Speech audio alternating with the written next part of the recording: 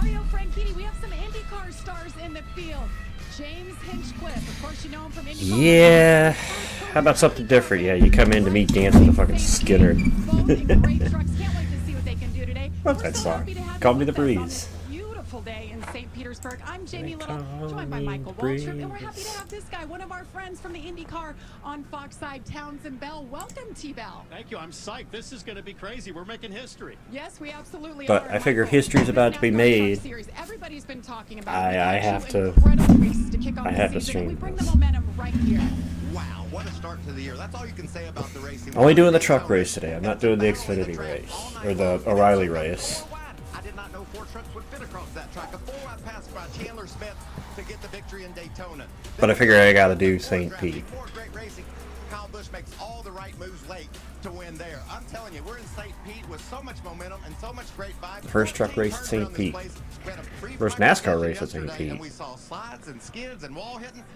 I have to ask you, Townsend, how do you survive this deal? Well, you're going to need experience, but the challenge comes in that experience is split into 2 distinct groups in this race.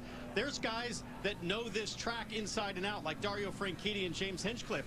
There's a bunch of guys that knows these trucks inside and out. If you take a look at the field, and I think God, just those 2 of those 3 names at the top of the list. Franchitti and Colin Braun's back. And who called that for 2026? Who called Colin Braun back in the Truck Series? Anybody's race, and that's what we love about it. This has been such a great year, and I cannot wait to see these guys go racing. Yeah, so who will prevail? We can't wait. Let's get things started. Let's go up pit lane for opening ceremonies here at St. Petersburg, Florida. Hamill's there as well. Race fans, please rise as you This should be fun. remove your hats as the McDale Air Force Base Honor Guard presents our nation's colors. Please remain standing as Kyle Froman from Motor Racing Outreach provides today's invocation. God, you are so good. What a gift it is for us to be a part of an event like this today. You've given us so many unique talents and passions, and as these teams showcase that for us today, I pray that your hand of presence and protection would rest on each of them and be with us as well as we take in the spectacle of the day. We recognize that our freedom to be here is because brave men and women are around this world defending our freedom, even this moment. We pray for divine protection, swift victory, and that those boys and girls come home to us quickly. God, we pray we experience you and all we see and do today. In Jesus' name we pray. Amen. And now, here to perform our national anthem, please welcome the Pinellas County Center for the Arts at Gibbs High School Vox Nova Chamber Choir. Oh, say, can you see by the dawn's early light what so proudly we hailed at the twilight's last gleaming, whose broad stripes and bright stars through the perilous fight o'er the ramparts we watched were so gallantly streaming, and the rockets' red glare, the bombs bursting in air, gave proof through the night that our flag was still there. Oh, sing us that star-spangled banner yet wave, o'er the land of the free and the home of the brave.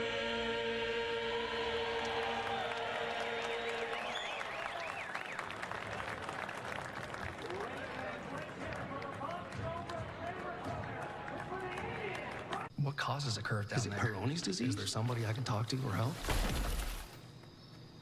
I got somebody for that. Never seen a race on this track with this truck, so your guess is as good as mine. I got somebody for that. You guys got somebody for Peyronie's disease? There's hope Your for the guess is as estimated good as 42 mine. men who may have Peyronie's disease, or PD, a urology specialist who treats PD. I expect that the top teams are gonna Non-surgical options. Find somebody today. be good. GetSomebody.com. I'm Boomer Esiason. My mom died from cancer. She was only 37 years old. And that's why having life insurance is so important to me. Ethos lets you get life insurance in minutes, 100% online, no medical exam. Check your price today at ethos.com. Sarah was the first of the great matriarchs. The Faithful begins March 22nd on Fox.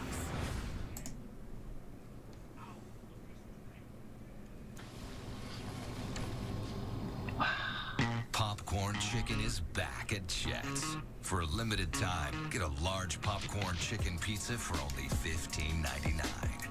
This isn't pizza, it's Jets. Freedom, that's a cheap thing. But, you know. Sacrificing facial hair, exfoliating, treating gravity like a suggestion, sweating your tail off, freezing your tail off, saving another American's tail, all cheap things. Making a Jeep vehicle for only people like him, not a cheap thing. So we're bringing you more Jeep things this year, because Jeep things should be everyone's thing. During the President's Day sales event, well-qualified Damn, there's a video. Release select 2025 Jeep Grand Cherokee models in dealer stock for $304 a month with $304 due at signing and no down payment. See your Metro Detroit Jeep brand dealers. Mom, I got it. Life is but a dream. Life is but a dream.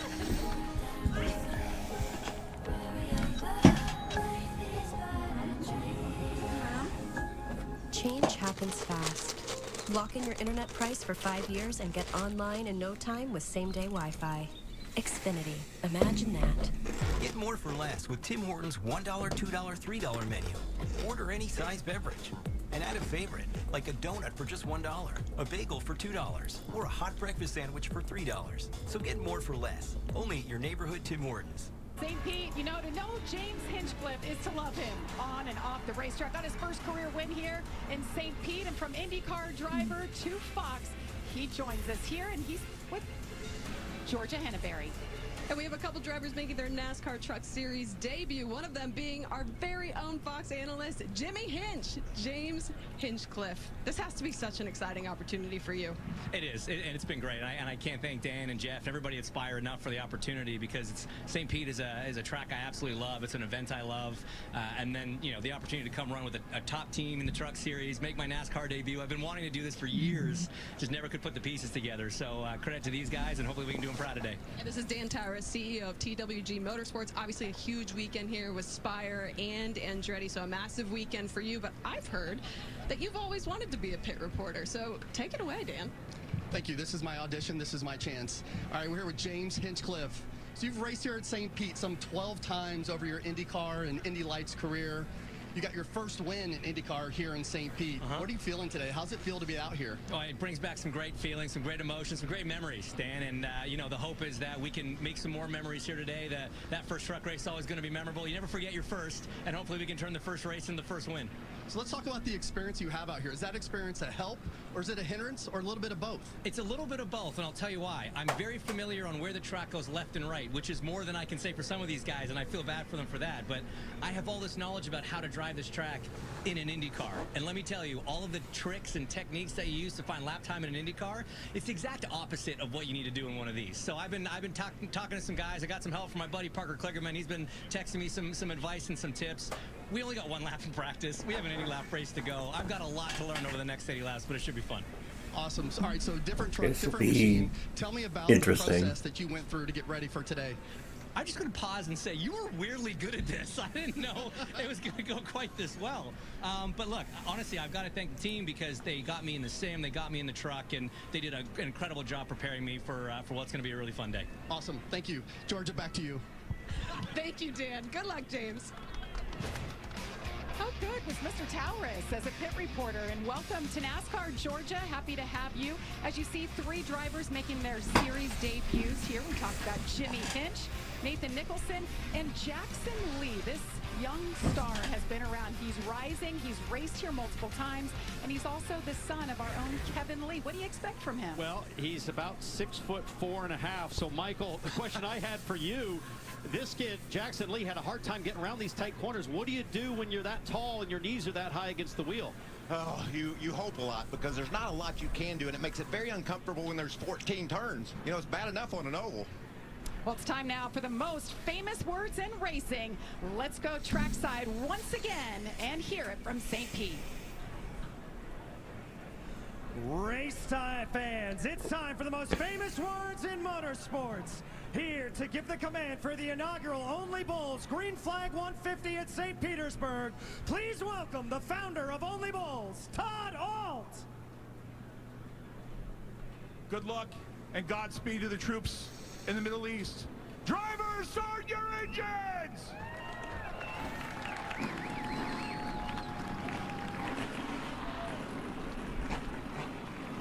Love to see it.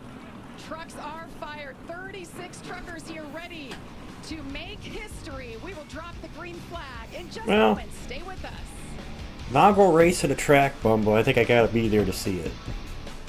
Born on America's greatest racetracks, developed in the Top Liner lab. I'm only doing this race today. I'm not doing the O'Reilly race, but at every turn. Yeah, I figured do trucks St. Pete. I gotta see it. I gotta see it to believe it.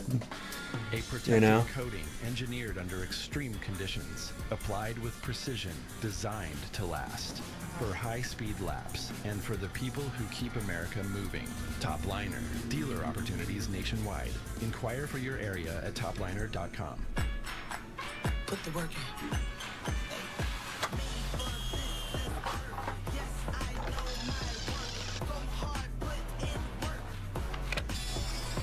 Mommy, I have to go potty.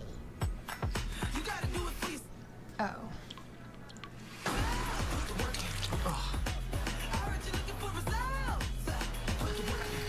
So, what's next? Craftsman. What you build, builds you. Put the work in. Are you Marsha? I am. I am. Thanks for meeting me here. Usually not an interweb dating guy. Barely ever use this phone computer. Unless it's to bundle my insurance with Liberty.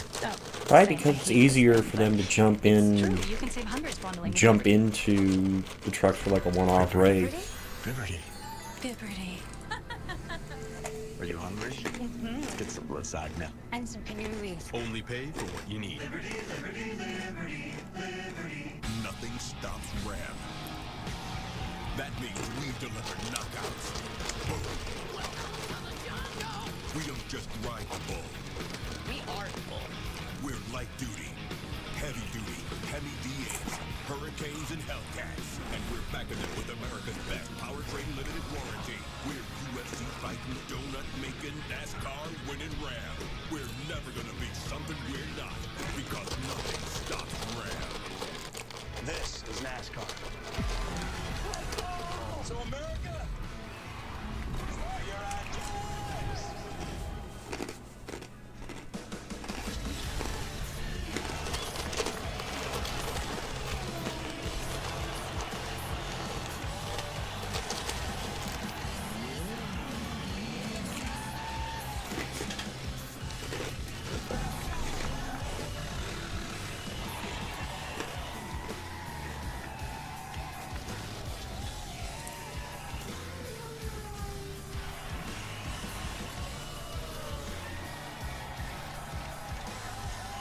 It truly is incredible to have an IndyCar legend behind the wheel here in the Truck Series. Dario Franchitti makes his return to racing, and he has his close friend and 7-time NASCAR champion Jimmy Johnson on the box. Guys, what do you think? We should dial him up. I mean, gotta wonder what's going through their heads. Let's find out, Michael.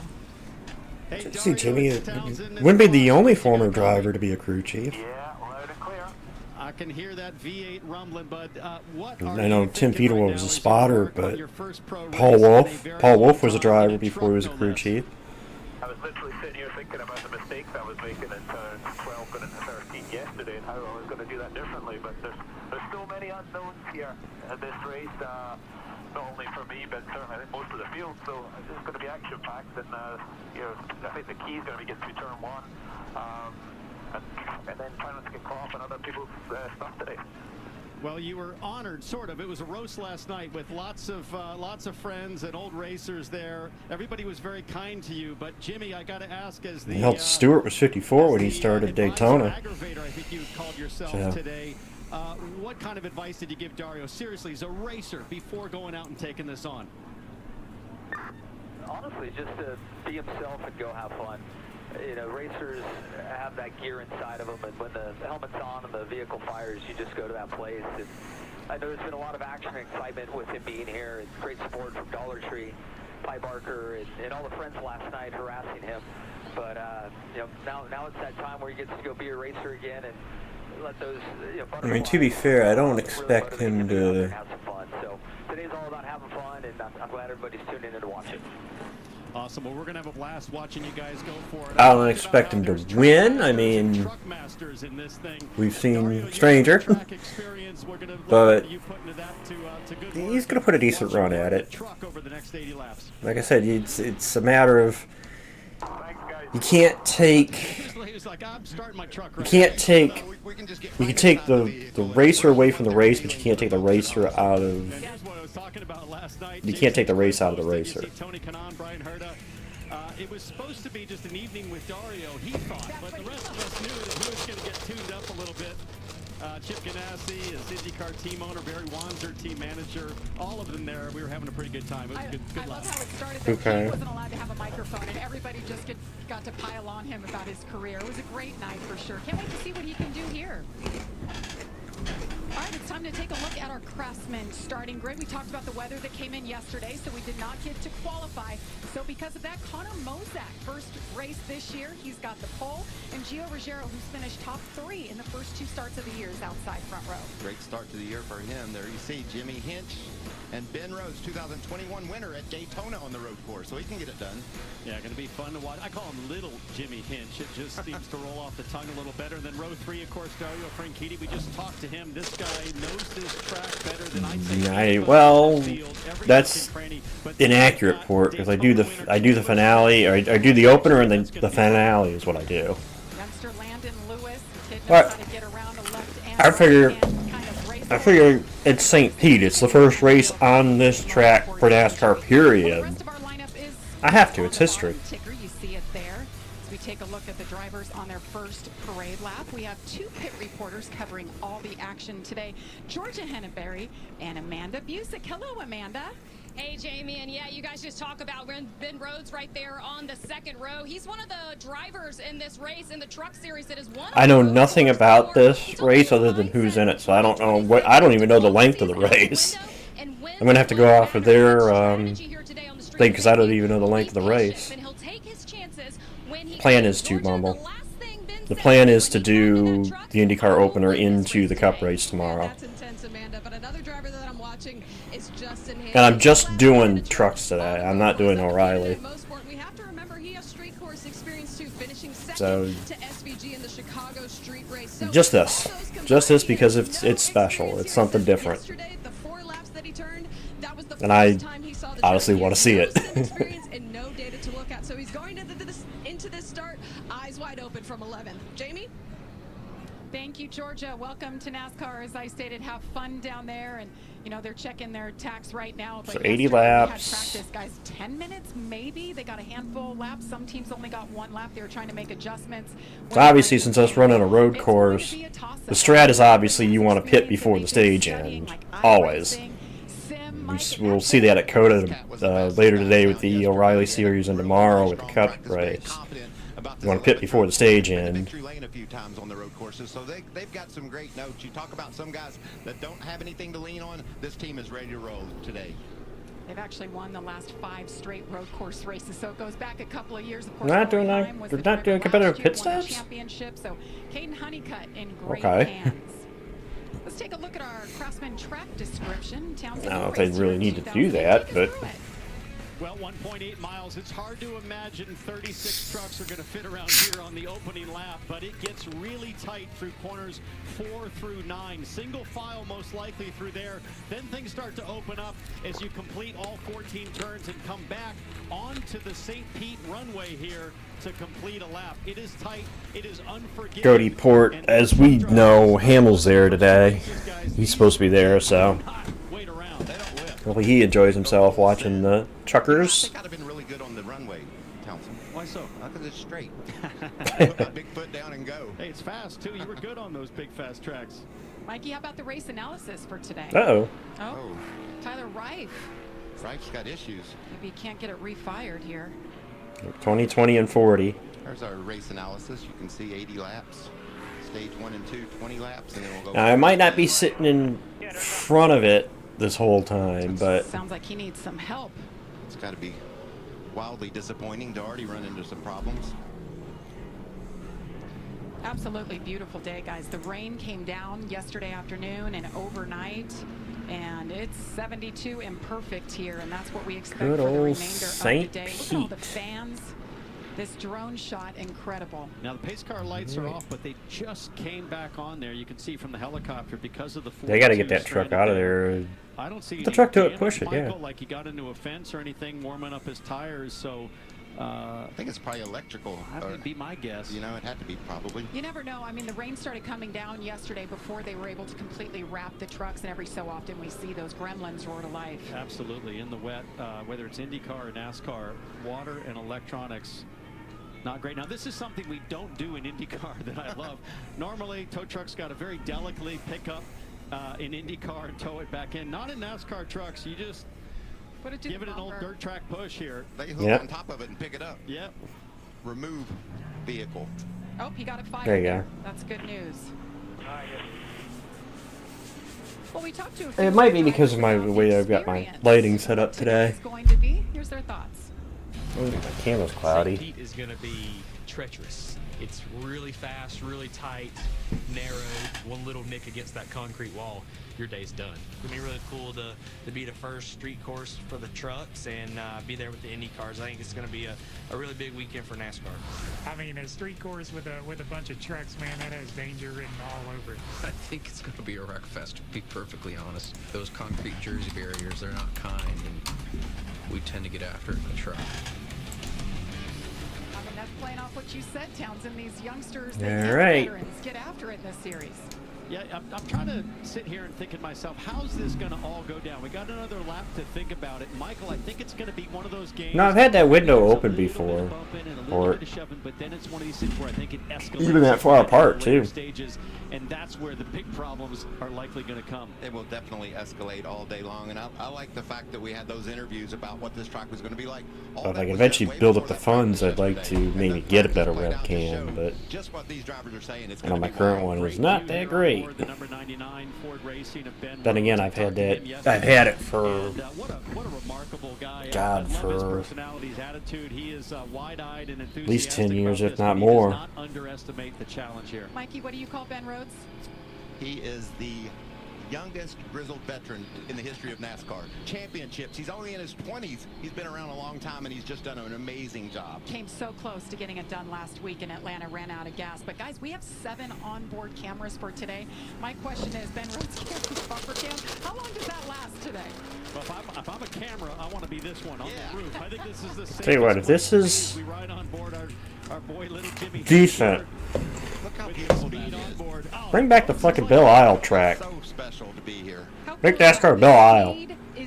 I'd go down and see it. Harvick and Buxton, brought to you by Poet. Excited to have them on board. Hopefully you all at home have checked out Speed. It is back, and they cover all topics from IndyCar to NASCAR, MotoGP.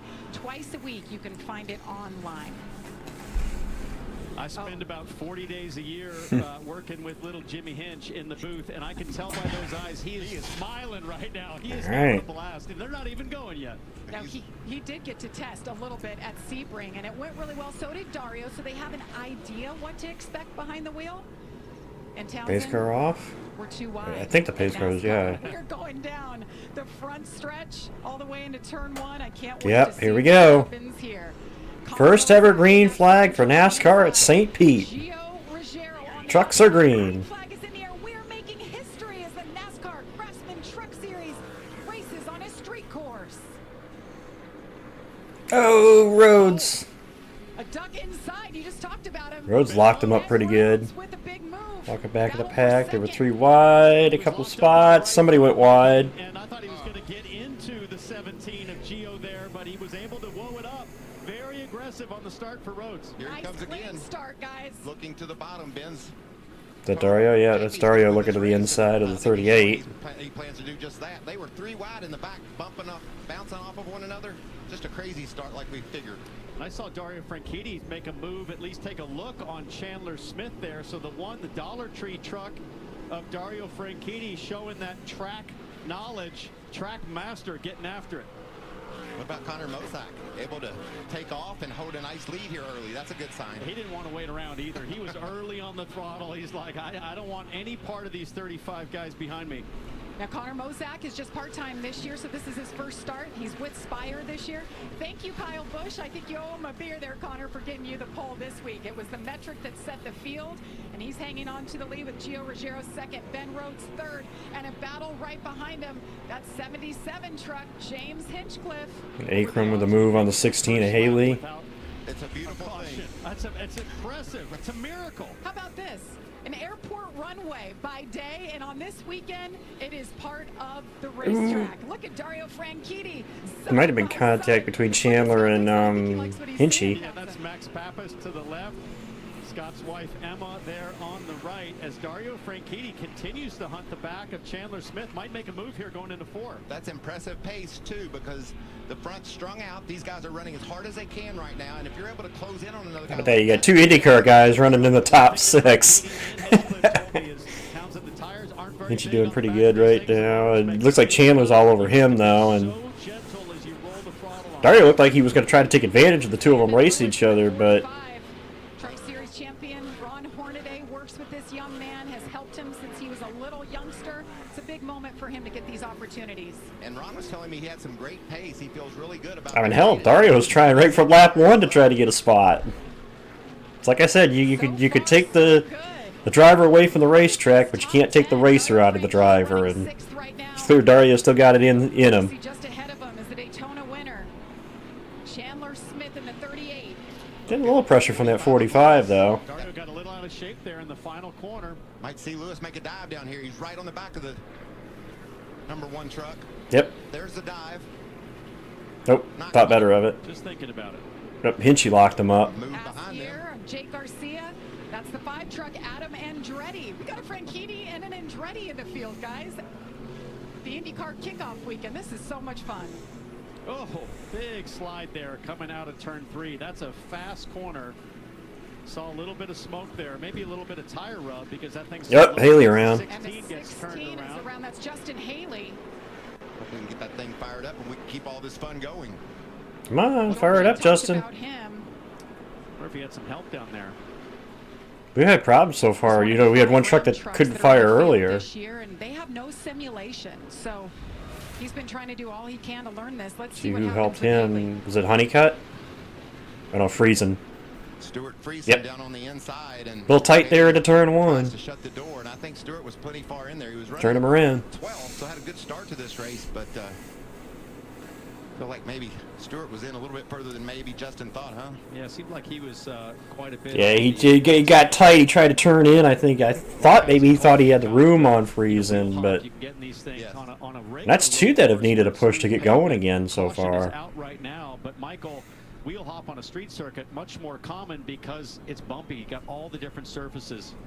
Yeah, you want to add that rear brake too, because you want all the stopping power you can get. But if you get a little bit too much rear brake and you don't execute properly on the corner entry, those back tires will start hopping and around you'll go. So stage #1. Someone is going to have to help me with this, and I think I'm right in saying this. But wasn't this the track in IndyCar where Helio got the penalty for blocking, but it was like really gray area whether he was blocking or not? Because of a move into turn 1 he put on his teammate. Because I remember that, because that's one where he walked down the racetrack to get to the official, to talk to the official. I think that was, what, 2010? When that happened? That takes 30 minutes, Opdivo Qvantig lets you receive treatment quickly in as little as 3 minutes. Opdivo Qvantig can cause your immune system to harm healthy parts of your body during and after treatment. These problems can be severe and lead to... Probably the few times I've ever seen Helio that ticked off. I mean, he was ticked. He was not happy about that. Dizziness, fainting, eye problems, extreme tiredness, changes in appetite, thirst, or urine. And honestly, I think he was justified. Problems, muscle pain or weakness, joint pain or fever. Report severe or persistent muscle or joint pain. Tell your doctor if you have myasthenia gravis or Guillain-Barré syndrome. Immune system problems include Crohn's disease, ulcerative colitis, or lupus. These are not all the possible side effects. Tell your doctor about all medical conditions, including immune or nervous system problems, if you've had or plan to have an organ or stem cell transplant or receive chest radiation. Opdivo Qvantig can harm your unborn baby. A chance to live longer. I might not be sitting here for all of this.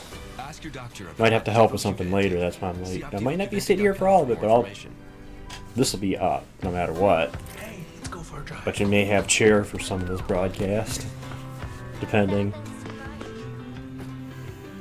Let's put your superhero belt on. There you go, Grandpa.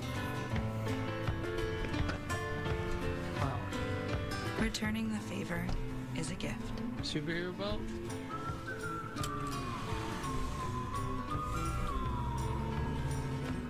No, I think it was more that Justin just... Friesen was on the inside, and Haley ran it wide. Tried to cut to the apex, and when he did, Friesen was still there.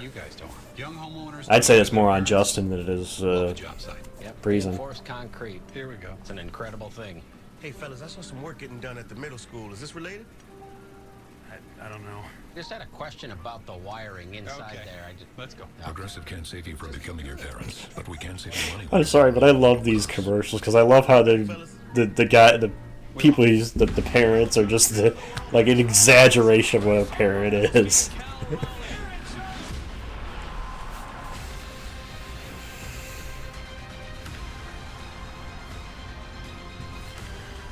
Yeah, like the thick Coke lenses and dress shirts and... The OnlyBulls Green Flag 150th St. Petersburg is sponsored by Progressive Insurance, revving up the savings on home and auto insurance. What a beautiful sight around here as we race on the streets of St. Petersburg, the first street course for the Craftsman Truck Series, and we've been showing Scott Dixon down there, who's racing tomorrow, by the way. IndyCar champion, loving what he's saying. He's with Amanda. Oh, Jamie, yeah, and as expected, we thought the stars of IndyCar There's would be here TK. on pit road to take this Figured one. they'd have they showed Dixon, but I figured TK would be there. Ear to ear watching these trucks go by here on the front stretch. And Scott, I heard maybe you're scouting the field. Could we see an entry from you? Not this year, but I'm here for full support for Dario. You know, I think it's so cool to see him back racing. You see, I could see Scott doing something with Johnson because there's a kind of a friendship between Dixon and Johnson, so I could see if Jimmy could convince him to get behind the wheel of the truck. We just had all the dirt on Dario, but for people that are watching on TV, Hinch has his new name, Jimmy. Right, Dario will be the Princess Franchitti, so you guys can take from there. Oh, it's been dropped already, Georgia. Princess Franchitti. That's how you know somebody's been with a long time. You know. Go ahead, Bumble, in a second. I'm watching a lot of this, so. I'm used to holding a microphone. I've worked weekends when he's raced before, so I'm somewhat accustomed to it. I'm pretty busy at the job that I don't really have time to get nervous. But it's a great experience. We have no idea how he'll do. He has 2 laps in the stock car. Oh, hey. Moved to the back at Dad's request. How old's Bill now? What, 70s? Actually, Ford agreed with that too. So the whole team moved to the back. We assumed there'd be an early yellow.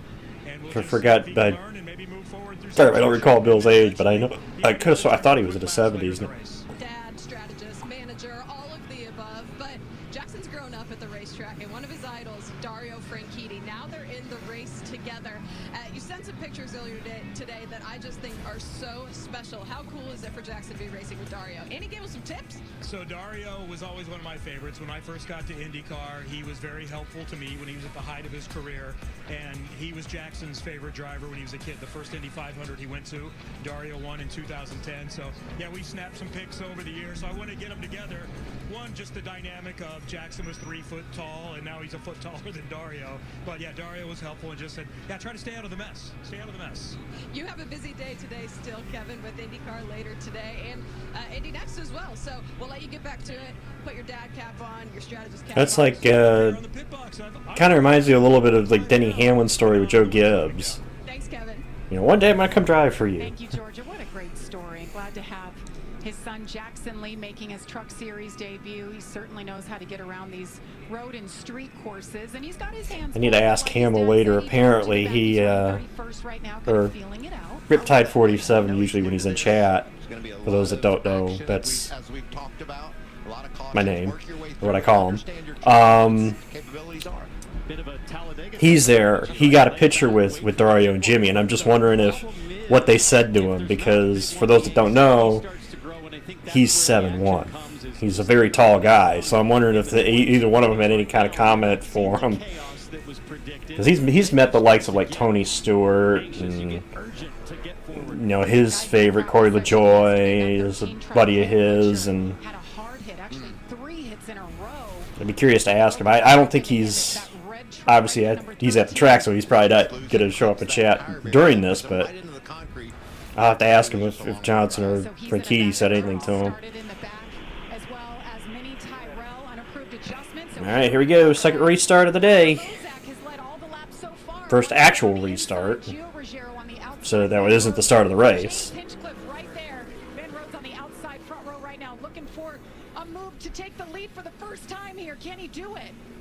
Rhodes had that great dive on the initial start.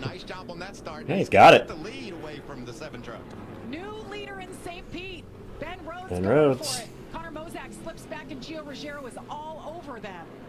I always like that orange, that paint color on the color of this 99.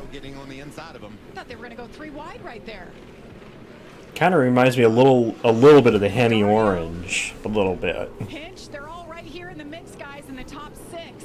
Shove there from the 38 truck. This is what we were talking about. Though I think that's a little more. It might be a little more red than orange, but. All the time on the street circuit, you can see the aggression as drivers know that this is a prime opportunity to make a move on this opening lap. I just think Ben Rhodes knows he's got a really fast truck. It was fast from the start of this race. Now he's grabbed the lead. He's in a good spot. Looks so smooth too. You can tell that he's got 10 years. What is this, an IndyCar race? You got Hinchcliffe and Franchitti racing each other. What is this, an IndyCar race? Hinchcliffe, Franchitti, Andretti. But he's able to just release it in time. Obviously, he went super deep on the restart to get the position on the brakes. Everything's looking good here for the 99. Look at him pulling away from the field. About a second and a half over Connor Mozak. Chandler Smith to the outside into turn 1. Oh, Dario! Oh, Dario and Hinchy! Dario and Hinch! What a save! And they both save it. Nice save, guys. I mean, then again, that's an IndyCar champion saving that truck, but little friendly tap between Dario and James. You got some fender damage on it. 77 now. Hey. I mean, he slid that thing in there. Look how sideways he is.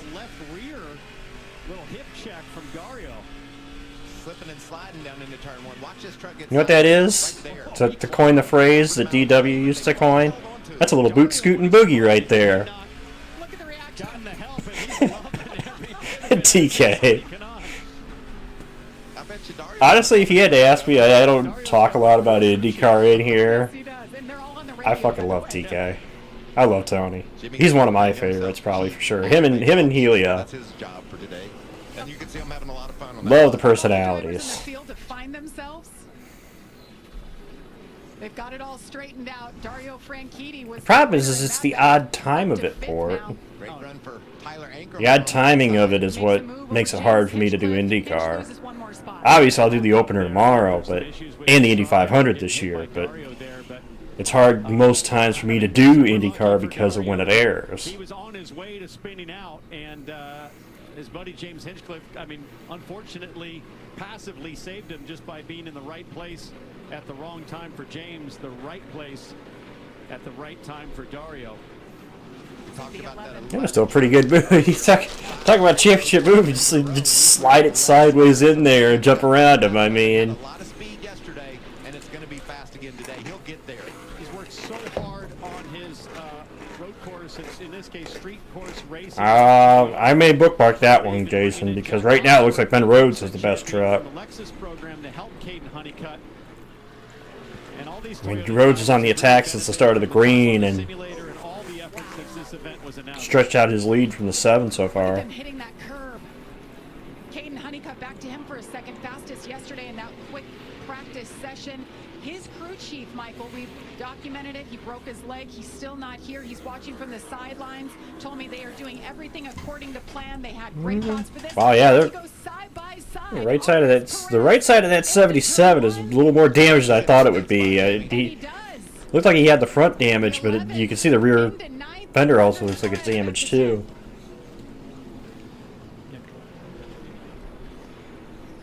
Ben Rhodes continues to lead over Connor Mozak, but a lot of movement just behind them within the top 10.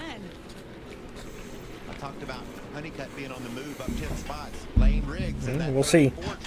Obviously, a lot of race to go. We got 70 laps. All the way up to 12. Wow. We knew he would be strong today as well. He's one of those regular truckers that can get it done anywhere. Well, as we've also seen in the past, you know, you can make it from the back. Making it through the back of the field is easy. It's when you start getting higher up in the running wars when it gets difficult. I just know I've watched enough races to say you can never guarantee somebody's going to win a race. Even SVG and his prowess on road courses, you can't always guarantee that somebody's going to win a race. You just really have to manage those rear tires. That's the key to it. And then You can say they probably have the best odds, like betting odds, but you can never guarantee it because of the X factor of the race. Dario, it could be a different story. Adam Andretti last week, first time ever being in a truck, so impressive, finished 12th on an oval, so we knew he would be somebody to watch this week. This is more in his wheelhouse as we ride on board with Jimmy Hinch. Imagine being Tyler Ankrum. Yeah, Tyler, you're going to be racing a truck race at St. Pete. Oh, by the way, you got 2 IndyCar drivers, one in front of you and one behind you, and one's a 4-time champion. Good luck. Good luck. Got left foot breakers, right foot breakers. One thing I've learned through the years. I mean, that's got to be a blast for some of those guys to have those guys in that race. Especially Dario. Dario's pedigree. Pitch of the vehicle with a lot of tenderness and respect, and nobody had a finer touch in the prime of his IndyCar career than that guy, Dario Franchitti. He really understood what smooth does in terms of going fast. Chandler on Gio. Of 40 laps. Dario Franchitti, 52 years old, a 4-time IndyCar champion, a 3-time Indy 500 champion. Guys, this is where all the action is. Got him. Turn number 1, Chandler Smith taking a look on the inside. That was a great move, clean pass. I wonder if I could message him right now, just ask him where he's at. Where exactly he's at. Let's take a look at this comparison here. We're on board with Dario. Oh, battle for the lead, baby. Guys, Dario told me he was going to left foot brake, and he switched all of a sudden. This is actually pretty big news because I think it's an advantage to do exactly what Shane Van Gisbergen does in the Cup Series to such great effect. Use that left foot to slip the clutch and try to mitigate any kind of wheel hop. That is art right there. Using both feet to get those shifts done. And you mentioned also being gentle on the brakes when you can.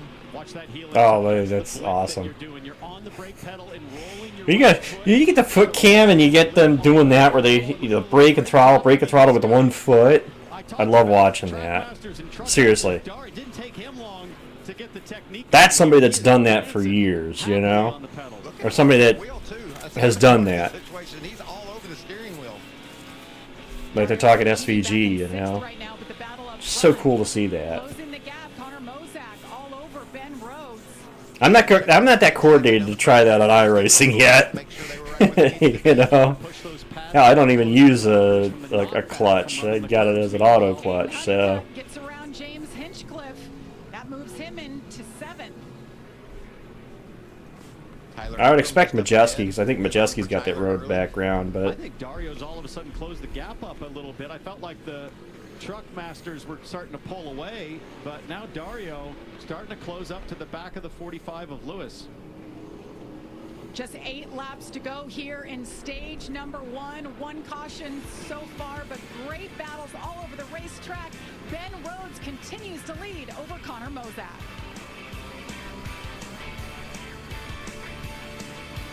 Okay, the plumber's fixing that burst pipe. Should be all set. Good thing you're protected 24/7 with your home and auto bundle from Progressive. Oh, I'm sorry. I'm just trying to figure out the right caption to post about this. Maybe something like, I have protection, just need a lifeguard. What about that emoji with a shocked face? Or maybe flooded with emotion. That's too much. Try, Tuesdays are cray. You know, technically, you don't have to post everything that happens online. Totally believe you. Life is meaningless without affirmation, am I right? To tell you the truth, we could take or leave the extravagance. Yeah, it's pretty good you have a Ford racing commercial while there's a Ford leading the race. Because all we've ever really wanted is for every Ford driver to feel this.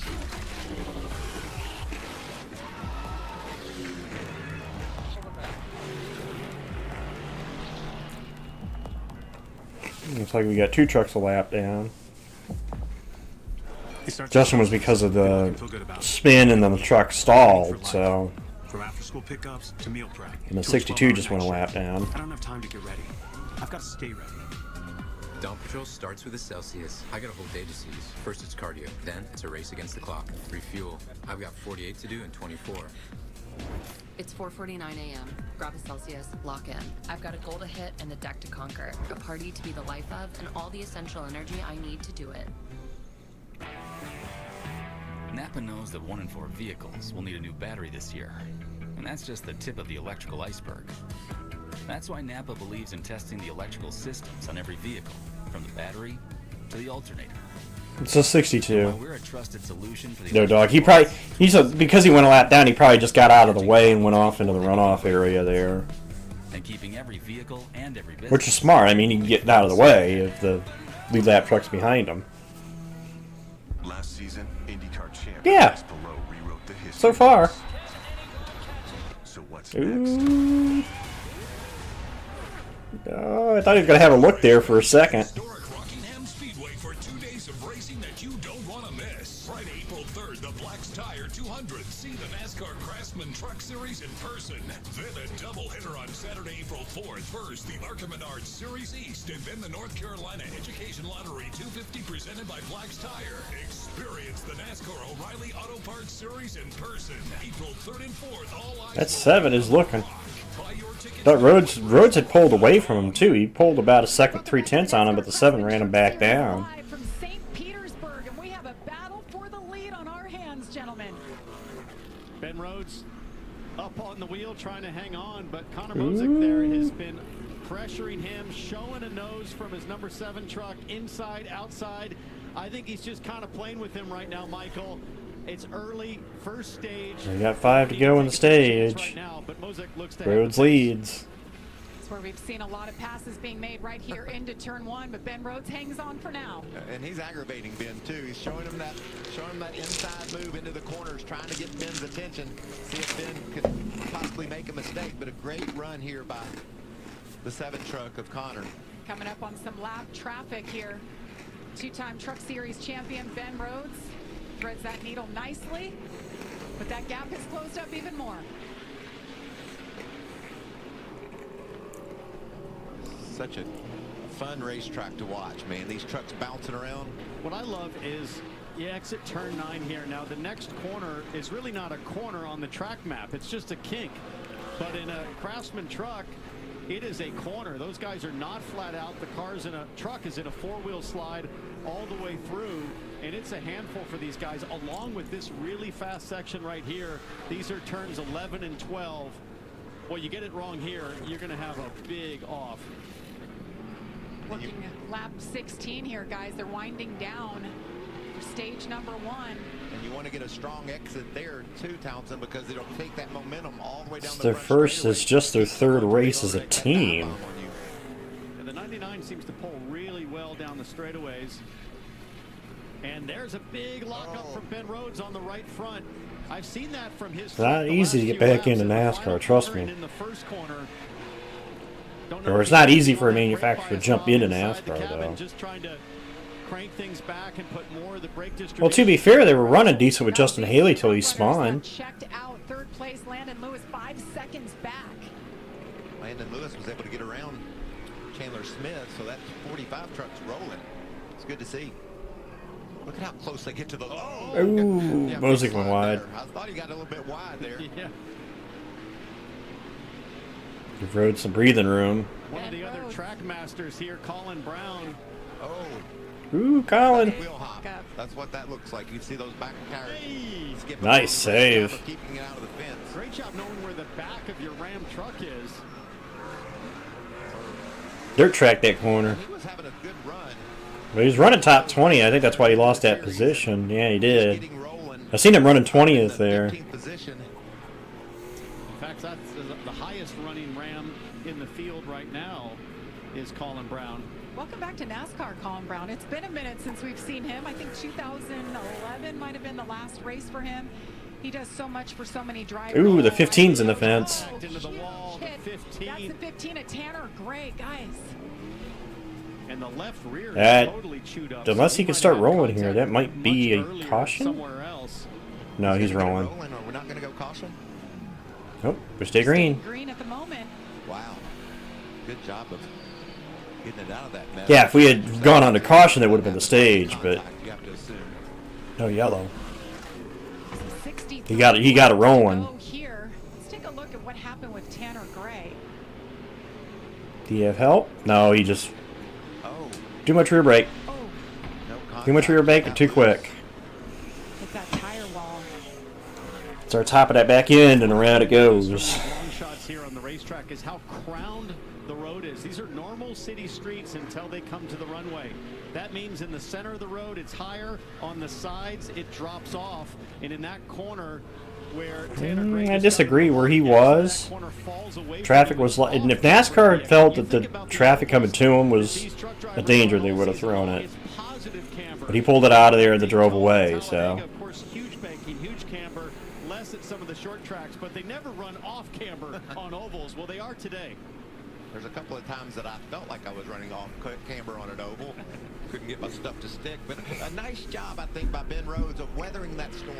We saw Mosick be able just to heat him up and dive inside of him, really work the back of that truck. But now Ben Rhodes has pulled away. 2 to go in this stage.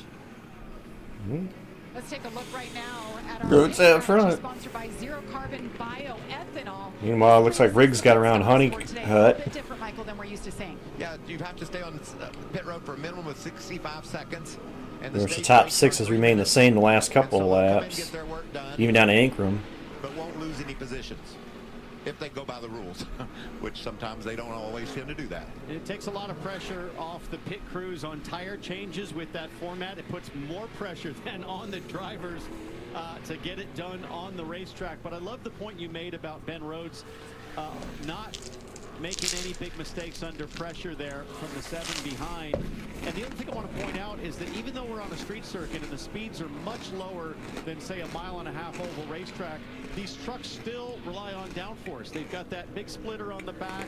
They tape up the fronts for front downforce. And when you're following close like the 7 was on the 99, you have turbulent air even at 67 miles an hour, and it gets your truck sliding around. And I think the 7 is learning. So far, the race right now in the hands of Ben Rhodes. A bit too much if you're pressing.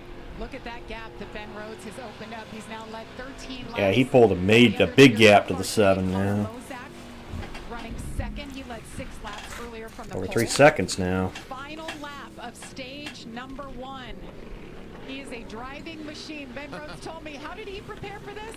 He looked at all the Fast and Furious movies about how to drift it around these street corners. I'm not believing that for a second. This guy looks like he's been here for years. Maybe a little Ford Sim, too. Frankie Muniz, I believe, up ahead. How about, you talked about lack of speed. It looks like there's plenty, though, Townsend. Look how fast they go through those twinks.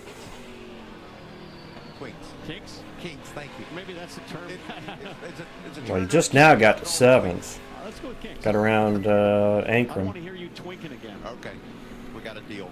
Ben Rhodes coming to that tight right-hander. Stage end is in sight. So looks like Frankie will get the lucky dog here, too. The airport runway.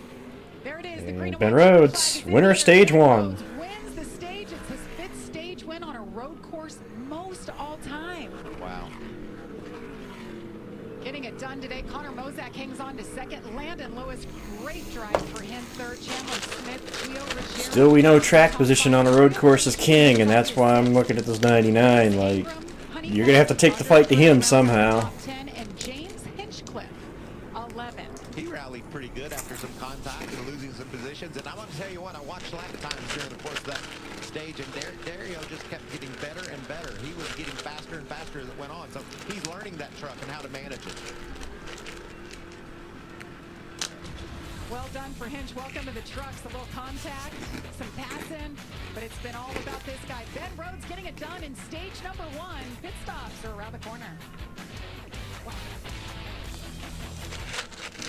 Bipolar 1 can overwhelm your mind. Sometimes depressive lows and unpredictable highs can make it hard to get out of your head. Finding relief may help you break through. Well, it's a road course. Some Well, medicines specifically a treat street lows or course. highs. Vraylar treats depressive, acute manic, and mixed episodes of bipolar 1 in adults. Proven. Anytime you get on a road course, the key is Not for elderly with dementia-related psychosis due to increased risk of death or stroke. Report changes in behavior or suicidal thoughts to your doctor. Antidepressants may increase these in those under 25. Report fever, stiff muscles, or confusion, which may be life-threatening, or uncontrolled muscle movements, which may not go away. High blood sugar may lead to coma or death. Weight gain and high cholesterol may occur. Difficulty moving, uncontrolled movements, tremors, feeling like you need to move, sleepiness, nausea, vomiting, and indigestion are common. Side effects may not appear for weeks. Vraylar, breaking through to relief. Ask about Vraylar. Try Dr. Pepper Blackberry. It's Dr. Pepper and cream soda. We ride for Dr. Pepper strawberries and cream. What did she say? She said Dr. Pepper Cherry is the bestest, boldest Dr. Pepper. Now, just a doggone minute. There's no finer flavor than Dr. Pepper and cream soda. Thank you, Blackberry Raven.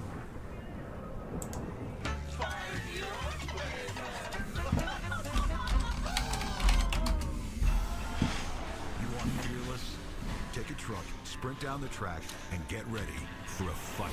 He is an absolute weapon. Timid? Stay home. Buckle up, hard racing. Friday nights under the lights.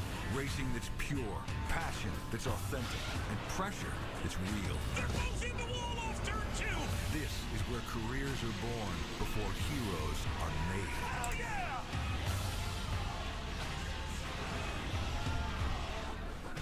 IndyCar is back on Fox. Sensational. Live from St. Petersburg. Are you kidding me? World champion Alex Palou. Well, yeah, because you're trying to follow them and you get out of your rhythm. It's the whole idea of... you have to race the racetrack more than your competition. The Firestone Grand Prix of St. Petersburg, Sunday at noon Eastern on Fox. Welcome to the fastest racing on Earth. At NASCAR, fast is never fast enough. 2026 is anyone's game. It's time. The finest luxury fragrances are now exclusively available at your local store. Unstoppable's Unlimited Collection makes everything smell magnifique. Luxury laundry scent beads so you can smell unstoppable.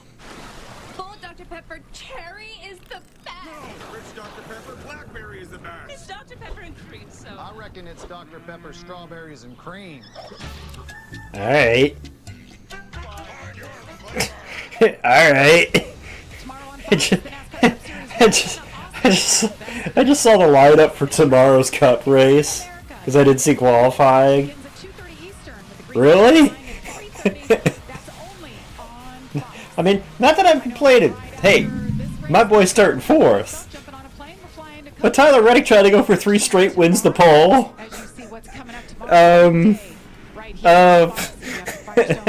Congrats on your 3rd win in a row, Tyler. Damn. Breaking news, Tyler Reddick is still fast. He's fast enough Yeah. And he is on the pole. Yeah, I'll say. Chastain. So Reddick, guys, going for 3 straight. Never been done. Never been done. Season. Never been done to start the season. He's going to be in the best position to try to do it. Staying out at the end of stage 1. It looked like pretty much the whole field. That's interesting. We had seen a fair amount of tire fall off. And we assume that was the deal. Why Brendan Rhodes was Yeah, the able to RCR cars race so weren't good much. qualifying. So we talked Barely at the about 32nd or the 33rd. stops a little bit different. Non-competitive stops, as we talk about. There's no position. Oh, three of the top 5 starters are former winners at Coda. Waiting go and change those tires and do some work. You have to wait until the very last truck parks until everybody gets the go-ahead to go over the wall. Let's check in with our pit reporters. Hey, Georgia. Well, hey, Jamie. Interesting call by Connor. Well, I was gonna do. Pretty late in the stage. They had been telling him for. I was planning on doing this one, John, and only this one today. I'm not doing O'Reilly. I'll leave that for the other guys to do. I wanted to do this one because it's the first time for NASCAR on this facility, so.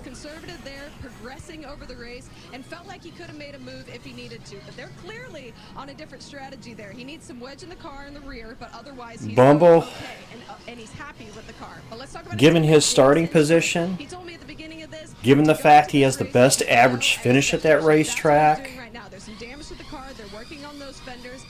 Oh, that's happened to me, Jason. That happened to me. That literally happened to me. That happened to me the one Daytona Speed Weeks. 20 was it 20? Yeah, it was 24. When they ran the, I think it was the Xfinity and truck races on the same day. I fell asleep. But it's happened. Been there, done that.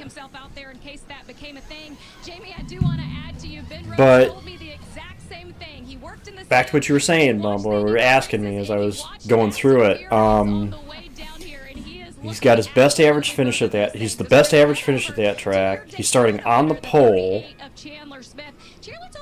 On paper, again, we know. I just literally was just talking with Jason, telling him you can't guarantee a win. But on paper, if you had to ask me if he could do 3 straight, yeah, 100%. I think he can do it. I think he can do it. I like it. Connor knows how to get around. But again, here multiple times, and that's looking at on paper. You know, he's the best average finish at the track. He's got the best starting position. He's going to have the best pit stall selection too. That's such a Ben Rhodes thing. I mean, everything is lined up. Keep doing it. Take a look at Hinch's truck here. I mean, he's got. Not to mention Tyler has won at Coda before. And Toyota is the defending winner at the track with Bell winning last year. Responsible for most if not all of that right side damage. Again, Dario losing the back end of his truck. James there to unfortunately receive. He got sent by Riggs too. Riggs sent him there. Lane Riggs says, "Move over, Excuse me, I am coming through." A little fender. Damage to the front of Riggs' truck. You can see there's a little bit of sheet metal. Back in 11. Looks like up on that right front. Looking at Dario right there, but hey, James is T-Bell in the Fox booth. You copy? Yeah, I got you, buddy. Man, you were roasting Dario for 2.5 hours last night. It took him about all of 8 laps to browbeat you there in turn 1. What'd you feel from your position? Again, this is on paper. You know, we're looking at this on paper. We're looking at average finishing position, looking at where they ran at qualifying. The race can be an entirely different story. You know? They're rolling. Go! Time to go. We gotta go. Fire up. TV was interrupting us here. He gets it fired. I hope he gets his position back. No spots lost on pit lane. Great to hear from James Hinchcliffe and what he's thinking. Stage number 2 is coming up. Can Ben Rhodes hang on? Like I said, from what I've seen for the first half, the first stage, unless you get up there. Now they customize car insurance to save people hundreds. Right. Well, Doug Jr. keeps writing this. Nicholas Jr. Well, at least he spelled insurance right, right? He did not. Only pay for what you need. Liberty, liberty, liberty, liberty. To tell you the truth, we could take or leave the extravagance. The attention, the celebrity, the bragging rights, the bravado. Because all we've ever really wanted is for every Ford driver to feel this. Horde, I disagree with your comment in the truck thread. Keep this unique. Keep it a trucks only event. RAF, the legend grows. He's got to go right now. Next stop, the biggest names in the world hit Arizona. Keep it a specific event just for the one series. Michigan needs a no. I'd rather see that. President Trump will unleash Michigan's economy. I want ones like that. I'd rather these standalone races. Tennessee. That'll put nearly $5,000 back in your pocket every year. 4747. That's where my background in efficiency pays off. I'll audit every dime of state spending and slash the waste to remove that horrid tax. Still haven't seen those Doge checks. Rock solid conservative. This winter, don't just endure the season, conquer it. I just like when politicians lie right to your face. I know I do. Sorry, I want to get political. #1 dealership in Michigan, the highest 5-star rating in Metro Detroit. Right now, during the President's Day sales event, get a Ram 1500 Bighorn for just $279, or a Jeep Grand Cherokee Laredo for $319. The 60th anniversary celebration, only at Gowling Chrysler Dodge Jeep Ram. Always there for you. That's the Gowling difference. I want to go. To Monster Jam! This is so cool! Visit MorganMonsterJam.com to save 25% on ticket face value, courtesy of Morgan & Morgan. Visit website for restrictions. Yeah, it's been forever since I've been to one. 21st and 22nd. Are you looking to get divorced without losing your house, money, or custody? Last time I went to one was literally the Pontiac Silverdome when that existed. With our proven advice, we'll help you avoid problems before they happen. Call Adam today, 248-587-8383.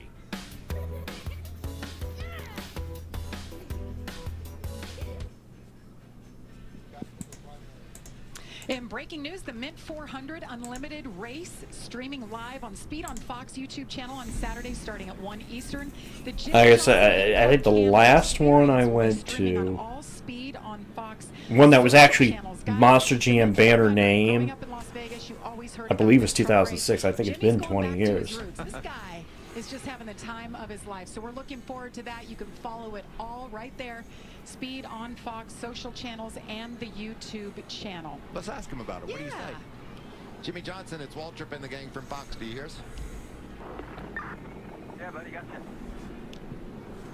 Wow, you're going to do the Mint 400. Tell me a little bit about that experience. I mean, it's been so much fun watching you in your element here today.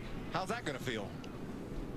Man, I'm excited. I guess I'm going back to my roots in a lot of ways, going truck racing. You know, next weekend I get to get dirty. And cannot wait to be in a trophy truck again. All that suspension and horsepower and such. So I hope everybody enjoys the stream that's going to come off of that. Can't wait to get in that truck. We can't wait to Find what channel at the actual event's on, because I love the love watching off-road trucks, the Lucas Oil trucks. Those things are fucking fun to watch. Off-road racing. Yep, good. I can't drive them worth the shit on iRacing, but they're fun as hell to watch. Choosing time. Good to hear from Jimmy. We're looking forward to hearing and it's important to choose, right? The choose is critical to be able to hear from your spotter. There you see the choose arrow. There it is. You got to dip left or right of that.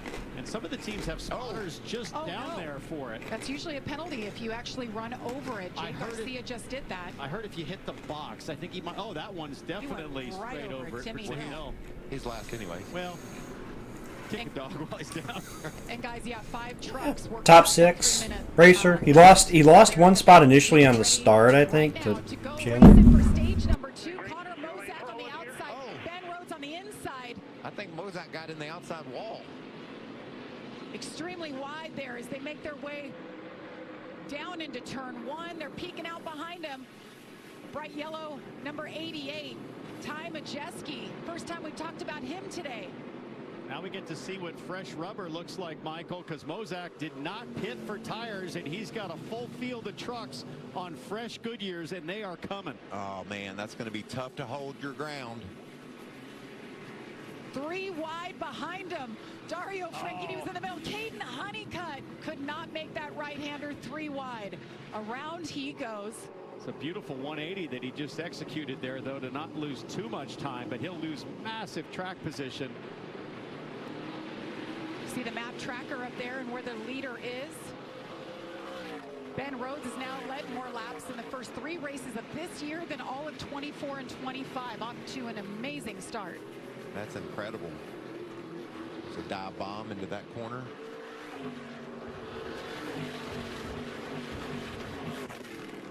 Lane Riggs is on the move, Michael.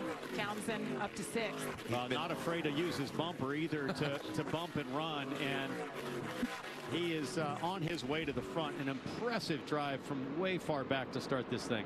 I tell you who's really glad that Connor Mozak didn't get any tires is Ben Rhodes. Yeah. He's a pick for him right now, and they're not able to get around Mozak. That's a really strong run when you're on older tires like that.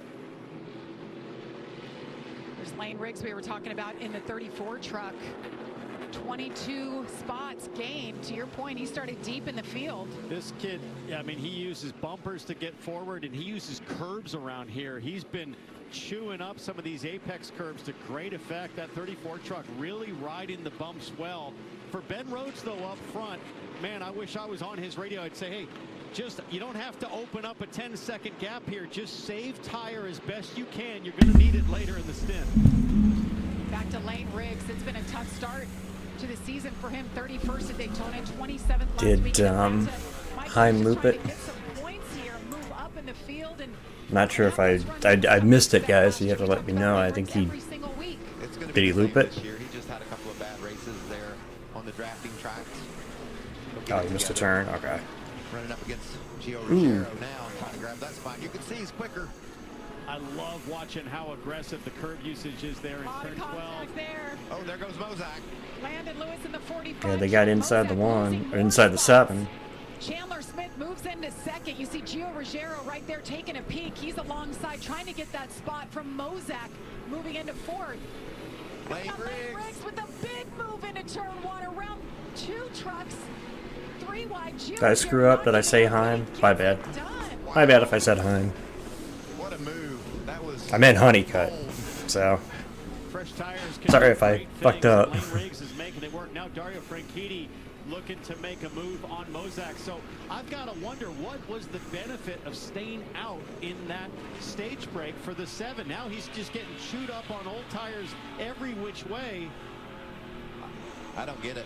This is my first truck race in the booth, but the math, I even carried the 1 and it's still not adding up. Oh, the 5. Adam Andretti around. Oh, the 11 got a piece of that one, I think. Daniel Hemrick involved. Christian Eckes right there together. See the damage, heavy damage for Adam Andretti in the 5 truck. He left something behind. Caution out. He was having a good run. Talked about him. First road course race in a truck. It's his 2nd of 4 starts this season. Ooh, big damage right there as well for Christian Eckes. So optimistic was Adam. Yeah, he was having a blast. Yeah. See what happened. Top of the screen. Ooh, Eckes. Little help. Sure who got Eckes inside the 5. a little bit, but then got turned into the tires. But he hit tire stack, Michael. He didn't hit concrete. I think that was Eckes. There's another. The right front, though. Yeah, that was Eckes. Another Eckes into the 5. hard hit coming up here. Is it the 19 drives in there? Caution now for the 3rd time. Honeycutt might have got a piece of that. Trucks involved there. Working lap number 8 here, stage number 2. Ben Rhodes out front. Put the work in.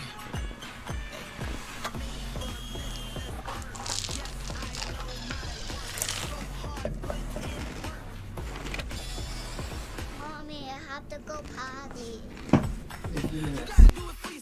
Oh.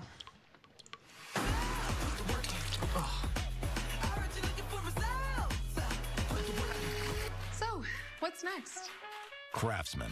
What you build, builds you. Put the work in. I'm a Denny's Super Slam. Hot stuff coming through. Okay, y'all can chill now. With our new Slammin' Meal Deals, you can feed everyone and still get dessert. If you've got room. Good luck. Denny's new Slammin' Meal Deals starting at $5.99. Turn back time on your engine with Valvoline Restore and Protect Motor Oil. Right now, enter for your chance to win a trip to the FIFA World Cup 26 final with your next Valvoline oil change. Enter today at ValvolineWorldCup.com. How did I get here? A grandma with vision loss from wet AMD. Riding across the desert. It started when Vabysmo opened up my world. I was worried I was losing sight of the world around me. But my doctor recommended Vabysmo. Vabysmo is different. It's the only treatment thought to block 2 causes of wet AMD. I was so excited when my granddaughter asked me to ride across the desert with her, knowing that Vabysmo improves vision and delivers a chance for up to 4 months between treatments. Vabysmo is an eye injection. Don't take it if you have an infection, active eye swelling, or are allergic to it. Vabysmo could cause eye infection, retinal detachment, temporary increase in eye pressure, an uncommon risk of heart attack or stroke, or severe swelling of blood vessels in the eye. Report changes to vision or eye pain to your doctor or retina specialist right away. Now I've got my sights set on the road ahead. Open up your world with Vabysmo. The #1 prescribed FDA-approved treatment for wet AMD. Ask your retina specialist about Vabysmo. It's Fox Primetime Hoops. We've got a Big East showdown. Zubiedjifor and St. John's continue their fight for the conference crown as they take on Villanova. Tonight at 8 Eastern on Fox Primetime Hoops. Turn back time on your engine with Valvoline Restore and Protect, a first-of-its-kind motor oil that removes up to 100% of engine-killing deposits and protects against future damage. Ask for Valvoline Restore and Protect at your next oil change. I'm a Denny's Super Slam. Hot stuff coming through. Okay, y'all can chill now. With our new Slammin' Meal Deals, you can feed everyone and still get dessert. If you've got room. Good luck. Denny's new Slammin' Meal Deals starting at $5.99. You have a funny accent in Daytona. I feel strange. It is way more difficult than being here as an owner. Who's the best driver in the world? You're rewarded for aggression in an Indy car. I fell asleep, crashed off the road. You fell asleep while you were driving? Do you think NASCAR drivers get the international recognition that they should? I got my first decent check, and I went and bought like some stupid fast pickle fork boat. I remember that. Love to hear it. Check out the all-new Fox Sports digital show Speed with Harvick and Buxton, fueled by Poet. Subscribe to Speed on Fox on YouTube, the Fox Sports app, or wherever you get your podcasts. A lot of fun watching those guys. They are working in overdrive, covering everything. You ever fallen asleep during a race? No, that sounds crazy. I can't believe that happened. Insane, let alone off-road in Baja. So pit stops underway. Some damage repair for Adam Andretti. We saw there Frankie Muniz. There's Frankie. Back on the lead lap. And Ben Rhodes, he's just been the man of the day here at the streets of St. Pete. There's a lot of driving in between race weekends. I was talking to Ben Rhodes about the trip, but let's get to this first. Hot starts to start the season. I mean, Chandler Smith doesn't get any better than kicking things off with a win at Daytona. You know what that's like. Best in the world. And then the other guys, on the other hand, have had some struggles mightily. And Daniel Hemrick's, they got worse just now, so still struggling. So did Tanner Gray. We saw the damage for him as well. Big damage for Adam Andretti. Now, this is something we don't do in IndyCar very often, Michael. There's not even a hammer in our toolboxes, let alone a sledge. I'm glad we're getting to expose you to all these nuances of what it takes to be successful in NASCAR. A big hammer.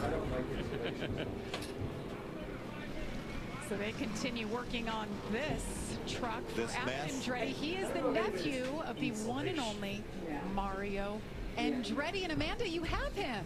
I do, yeah. We're up on the pit box for Adam Andretti and Townsend. We can hear that big hammer going to work out here. And Mario, I just talked to you off camera. A massive weekend for you that also includes family. What's the hardest part? What we're seeing right here, obviously. You know, it's just one of those things. I didn't see the replay, but regardless, he'll be able to continue. But obviously, he's out of, you know, any chance of, you know, really having a great finish. So, well, it's that's the way it is sometimes, you know. But yeah, a bit disappointing for him. How many people have told you happy birthday today? A lot more than I ever expected. It's amazing. You know, it's really flattering, quite honestly.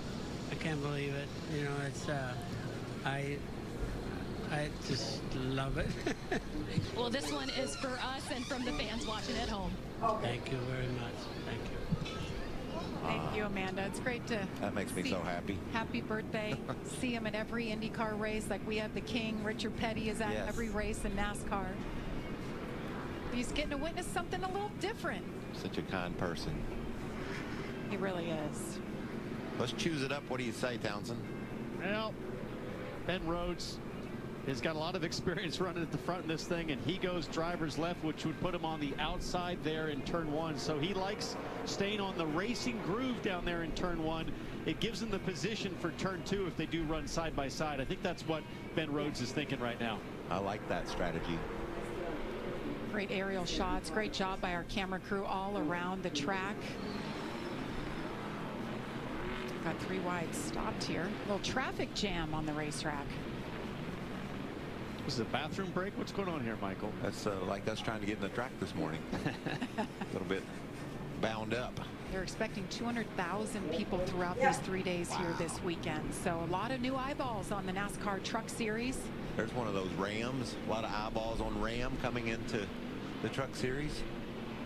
Minnie Terrell won their Drive for a Ride contest, hanging right in there. Most of those guys I talked to just said we need to run a couple races, get our legs under us with those Rams, and that's exactly what Minnie's doing so far. I had so much fun watching at home. Tony Stewart in that Ram at Daytona, and just how anxious and the jitters for him. He looked like a rookie all over again. Let's listen to a little bit of radio here from Ben Rhodes on what he's dealing with. Oh, it's like no grip for the first 6 corners. Actually, after I come out of 9, then I have grip.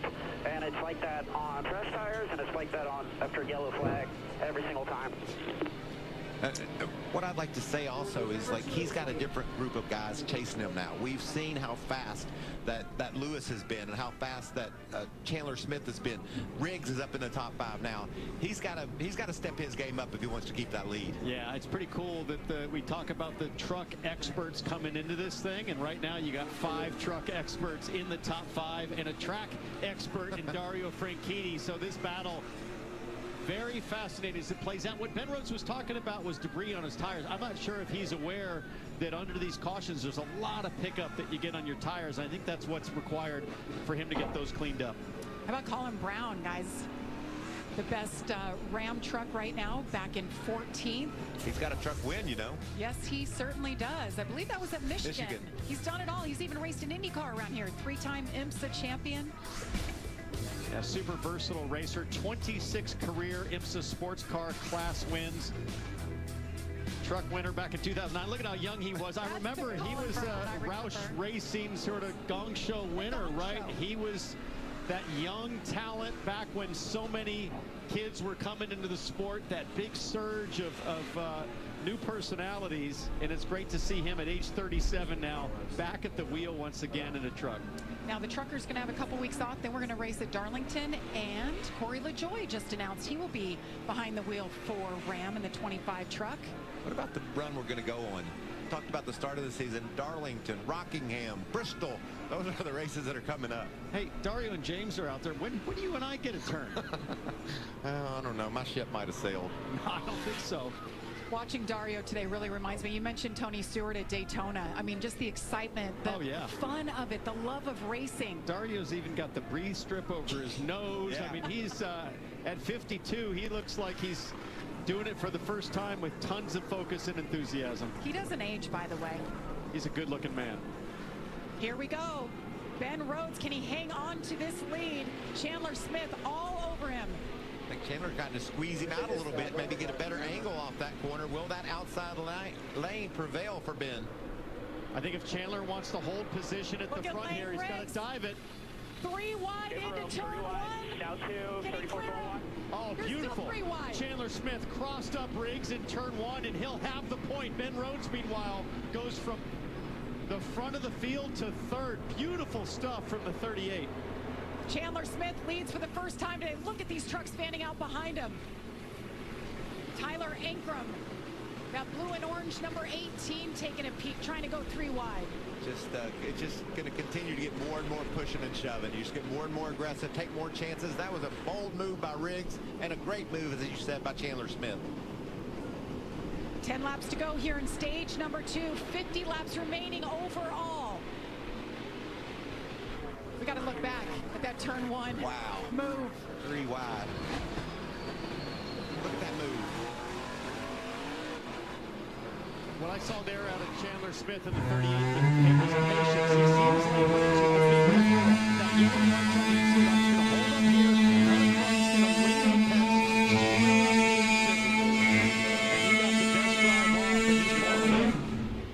What do you think about our man Mosak now? He's able to get the guys have the new ones worn off their tires now, and he's hanging right in there. He is. We'll see how long that lasts. Got a bit of a gap. Guys, Lane Riggs started pretty far back, up 26 spots, and now he's battling for the lead of this race. Teammates, first and second. Wow. He's the most aggressive driver that I've seen in this race so far. But even though he's had some contacts and pushing and shoving, that truck looks pretty clean bodywork-wise. Nothing's torn up on it. That's the sign of a guy that really understands how much you can get away with and still protect your stuff. Can't say enough about Gio Ruggiero also, Jamie. Another run right up there in the top 5. He's good everywhere we go. The consistency for Gio Ruggiero. At 3 third places, I believe, last season on the road courses. He's a quiet guy. You talk to Gio Ruggiero, you don't get a lot of information out of him, but he is intently focused on delivering today. He's worked really hard along with all the other Toyota drivers. We talked about everything in the simulation, and now Lane Riggs right back on the 38. I think Lane Riggs might have the fastest truck. Let's get an update on Lane Riggs. Amanda. Yeah, I just want to add, at the end of the stage, Lane was kind of reporting the same issue of his teammate Chandler Smith needing that lateral grip in the right-handers. But Lane told me he started working on this race back in December, got into the sim with Ford, and said he's been trying to prepare for this, wanting to make a splash here today, and sure is he doing it. I got over to Front Row Motorsports, and his fiance just gave me a 2 thumbs up of like just excitement. There's flats around here, but Jamie and Michael, I'm going to go back to a conversation we had last year with these 2 teammates. They will work together. So while stage 1 might have been Ben Rhodes, this stage might go to Front Row Motorsports. That's what they're doing. This is the plan, right? These 2 teammates get along so well, Townsend. They were paired together last year, and right away, Michael, we saw how it was going to go down with them, and I think they both prevailed because of it, both getting wins during the season. Yeah, and this is something that is not surprising at all, these guys racing toward the front. We've seen the consistency of them all year long last year, and now here they are right up front again. Hopping those curbs. What do you think about that, Townsend? It's fun to watch, isn't it? Oh, it's great. Reminds me of V8 supercars down in Surfers Paradise as Frankie Munoz comes to pit lane. I'm not sure the crew was quite ready for him there as the 33 sits. And what are they doing here, Michael? Must have a problem with the battery.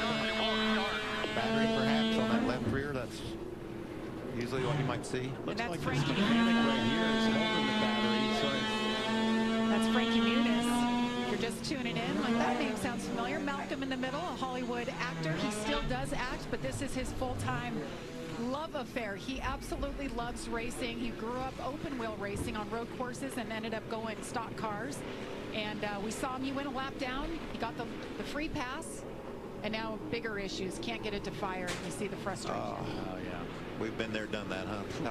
You go a lap down in this thing, it's going to be tough the rest of the day, and he might go 2 laps down here as he still sits as the leaders come back around to complete another one. You talk about curb hopping here. I'm going to watch that 34 Lane Riggs, because as he comes here out of turn 10, watch him come through 11 and 12 here. He's aggressive. He is all over that second apex, bouncing through. Riggs has Colton Carter, I believe, as a spotter. Cole the son of Pancho Carter, spends most of the year in IndyCar as a spotter. Has been here for years in St. Pete. So not only does Riggs have a great truck and appears to be one of the fastest drivers right now, he's got tons of experience up top, keeping an eye on him, especially as they get Jamie into those 3 wide situations down in turn 1. Well, something interesting here. You know, IndyCar, they have maybe 1 spotter, 2 spotters here. These guys have up to 4 spotters around this track for them. There they are. Georgia.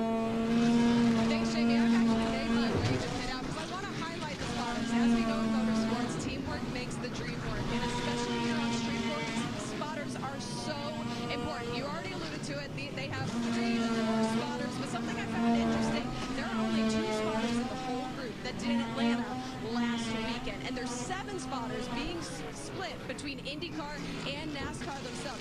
So important here specifically, you got to look at the turn 1 spotter stand. They're scattered throughout the course themselves, but so important and doing a fantastic job today here on the streets of St. Pete. I love the crossover too. You know, you get these IndyCar spotters, they get a ring from a NASCAR driver, and they're double dipping this weekend. Let me tell you who's dipping. It's Ty Majeski. He's got that 88 truck on the move. He's run up inside the top 5 now. Just this last time, got around Gio Ruggiero, and he's got pace. Every lap that goes by, he's in the top 5. So keep your eye on number 88.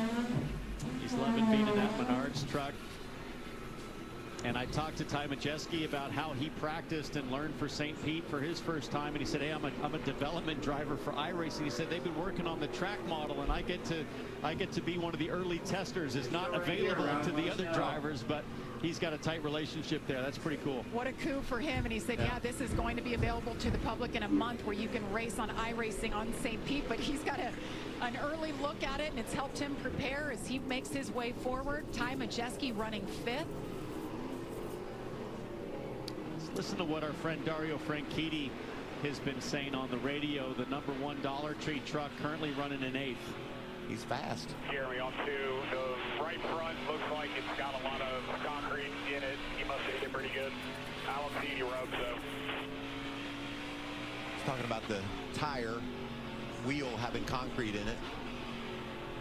Dario didn't reply, but must have been some earlier conversation that maybe Dario got into the wall somewhere around here, but it looks like he was turning left just fine, and that's what you want if the right front does have some damage. The 34 now inching closer to the 38 here. What a battle up front. Here it is. Into 1. It's where we've seen it all day. Jumps over the curb. Can't make it stick. Little teammate work there. They weren't going to take each other out. I think Lane showed him what he had, and Chandler said, I can defend that. But it's obvious right now that the 34 is faster than the 38. And he's driving different, Michael. He's much more aggressive on the curbs, just about everywhere. He seems to be shortcutting the course just by inches where he can, shortening up the distance between 2 points. He seems very confident, very comfortable, not just banging those curbs, but giving a little bump to competitors to get himself forward. An unbelievable drive based on where he started. 26 spots he's moved up. And you mentioned it earlier about the wake, the air off the truck in front of him, plus the view. You can't really see all these corners as well when you're sucked right up on the back of another guy. To be able to drive like that with all that considered, it's amazing. Watch Riggs right here. See the difference right there? He's a good 6 to 8 feet further drivers left, shortening the track up right there.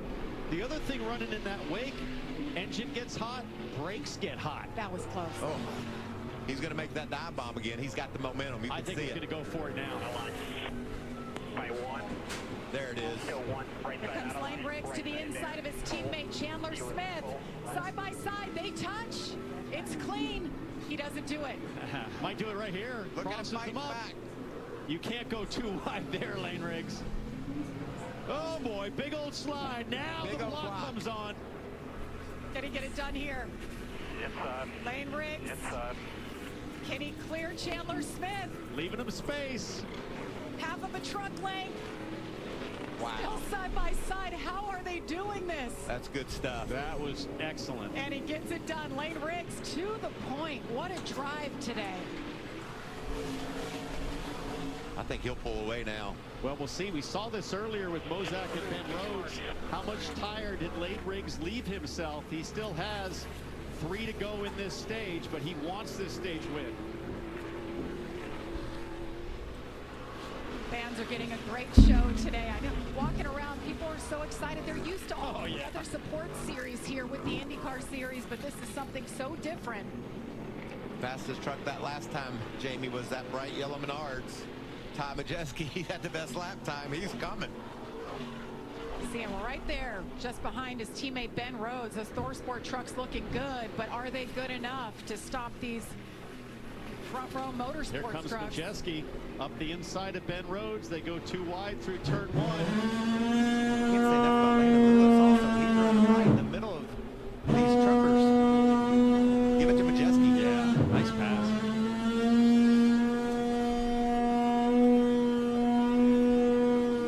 Got a lap and a half to go before stage end. Well, Michael, we debated at the top if it was going to be Truck Masters or Track Masters, and I'm going with Truck Masters.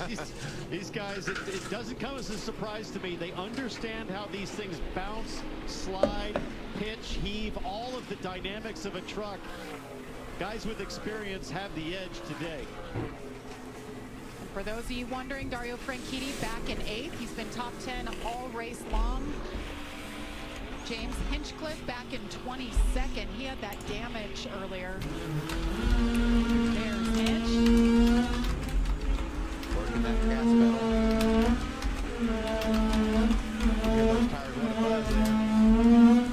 Big left there through the peak. That's not something that Hinch would be used to all of his years racing here. It'd be easy, wide open in an IndyCar with all that downforce.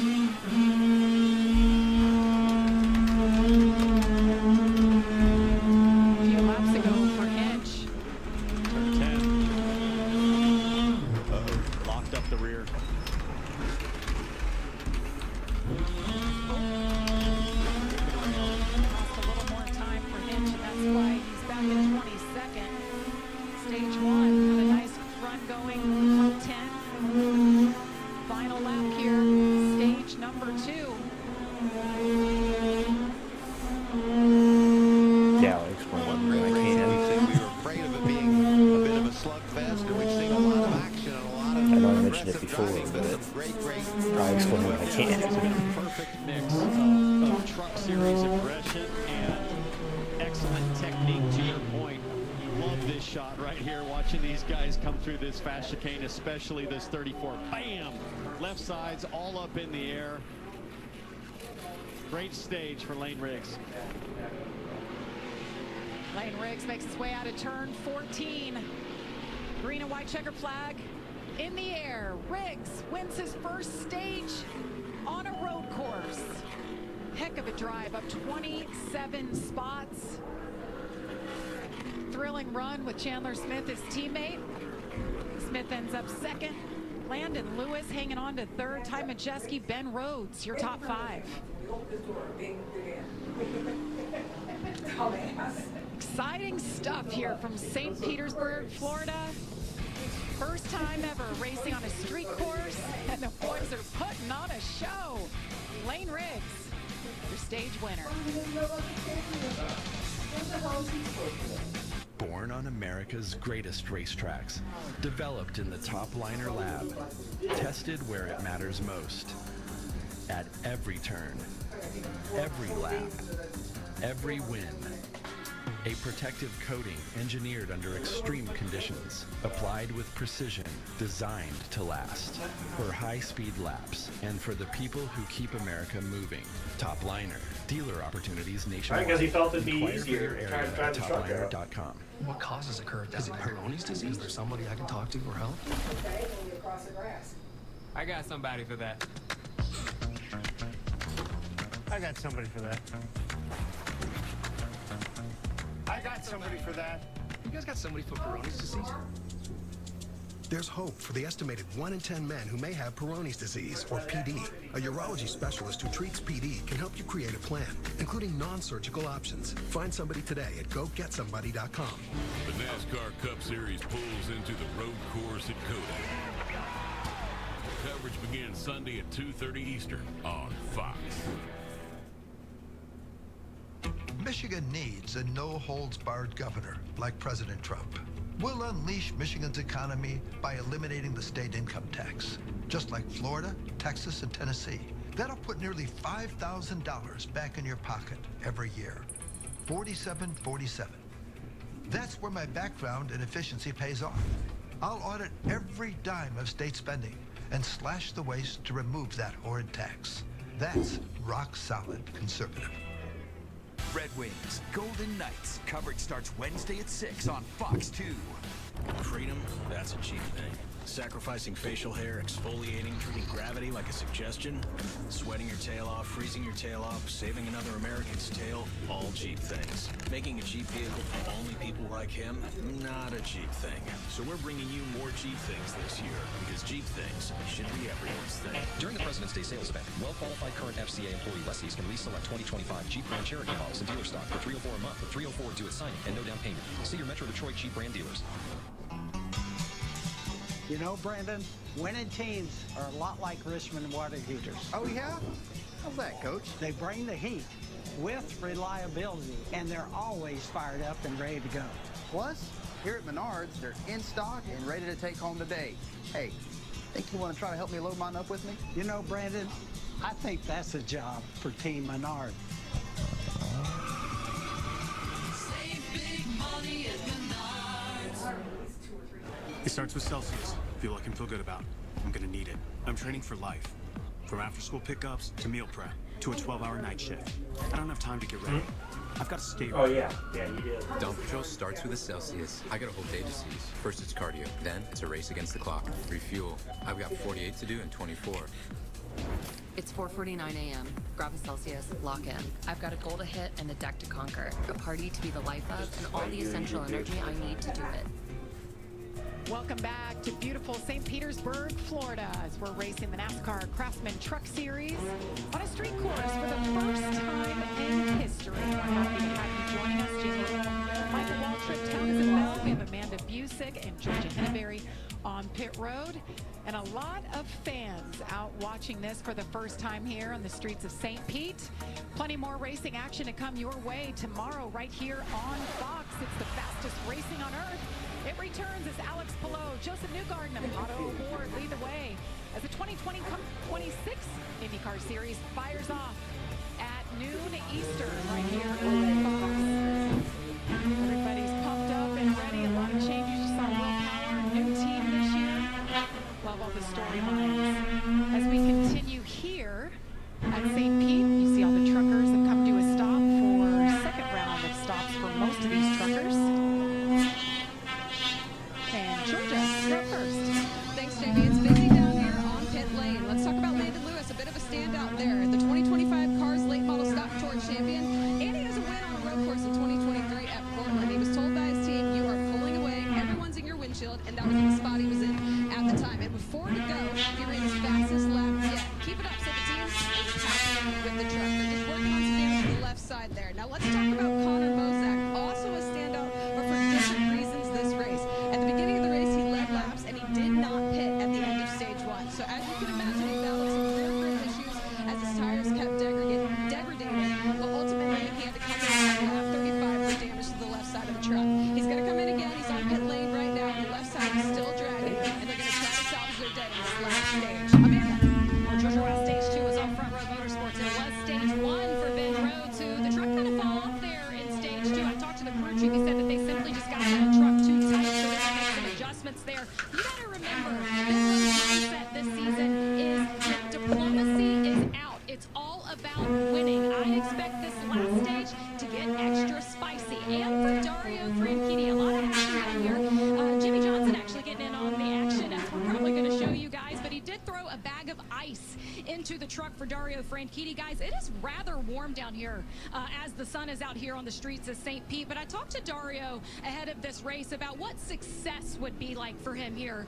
And he said, I just want to know that I got the most out of this truck, that I did my job, and I had fun. And if all those things happen, you might see me again. Ooh, so the door is open to see Dario perhaps in a truck again. Imagine he's loving every minute of this. He's been running top 10 the whole time. And it's been a fun one. We've had 4 different lap leaders today. Ben Rhodes, Chandler Smith, Connor Mozak, but that man right there, Lane Riggs, leads 3 laps and he wins stage 2. Nothing stops Ram. That means we deliver knockouts. Boom. Welcome to the jungle. We don't just ride the bull. We are the bull. We're light duty, heavy duty, Hemi D8s, Hurricanes, and Hellcats. And we're backing them with America's best powertrain limited warranty. We're UFC fighting, donut making, NASCAR winning Ram. We're never gonna be something we're not, because nothing stops Ram. New Swiffer Mop Deluxe is made for small spaces. The upgraded strip has 75% more scrubbing power. And with the new locking head, getting into tight spaces is simple.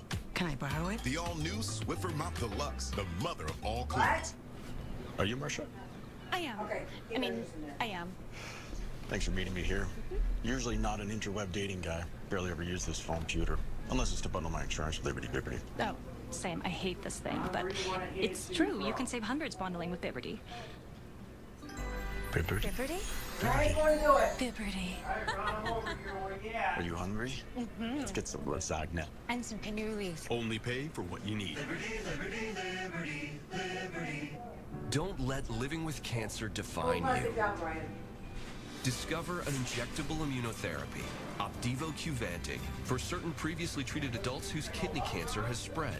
A chance to live longer, a treatment that's faster. Unlike an infusion that takes 30 minutes, Opdivo Qvantig lets you receive treatment quickly in as little as 3 minutes. Get here, Ryan.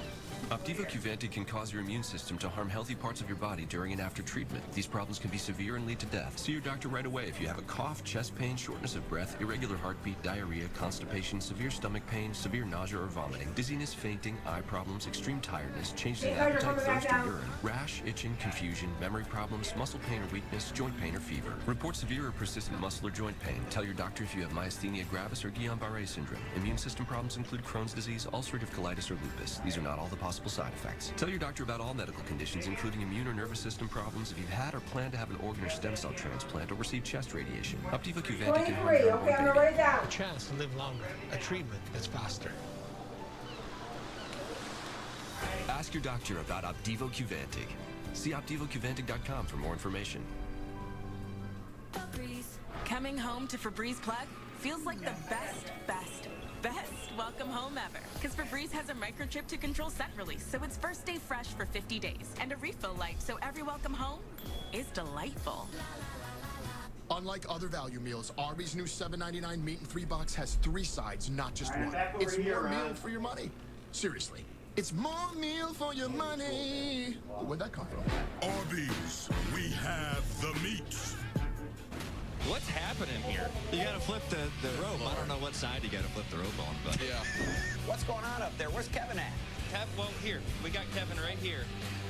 Moments ago in the Hollywood Hotel, apparently, we had an ice cream eating contest.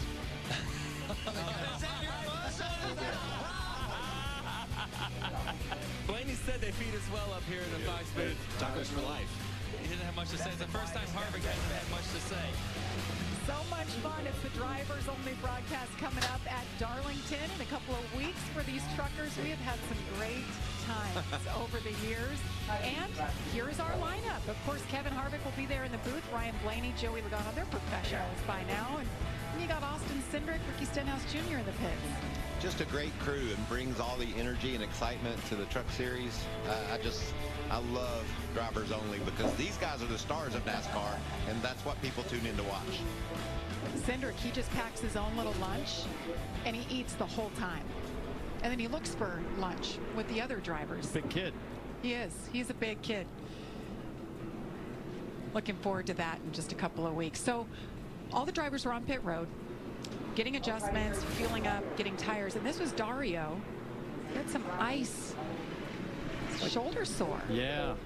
I wonder if that's seat position related from just working the steering wheel, if there's something else that's going on. Was that the right right side of the truck where he bumped the wall, and maybe like Townsend said, that seat just didn't quite like he needed, and maybe hurt himself?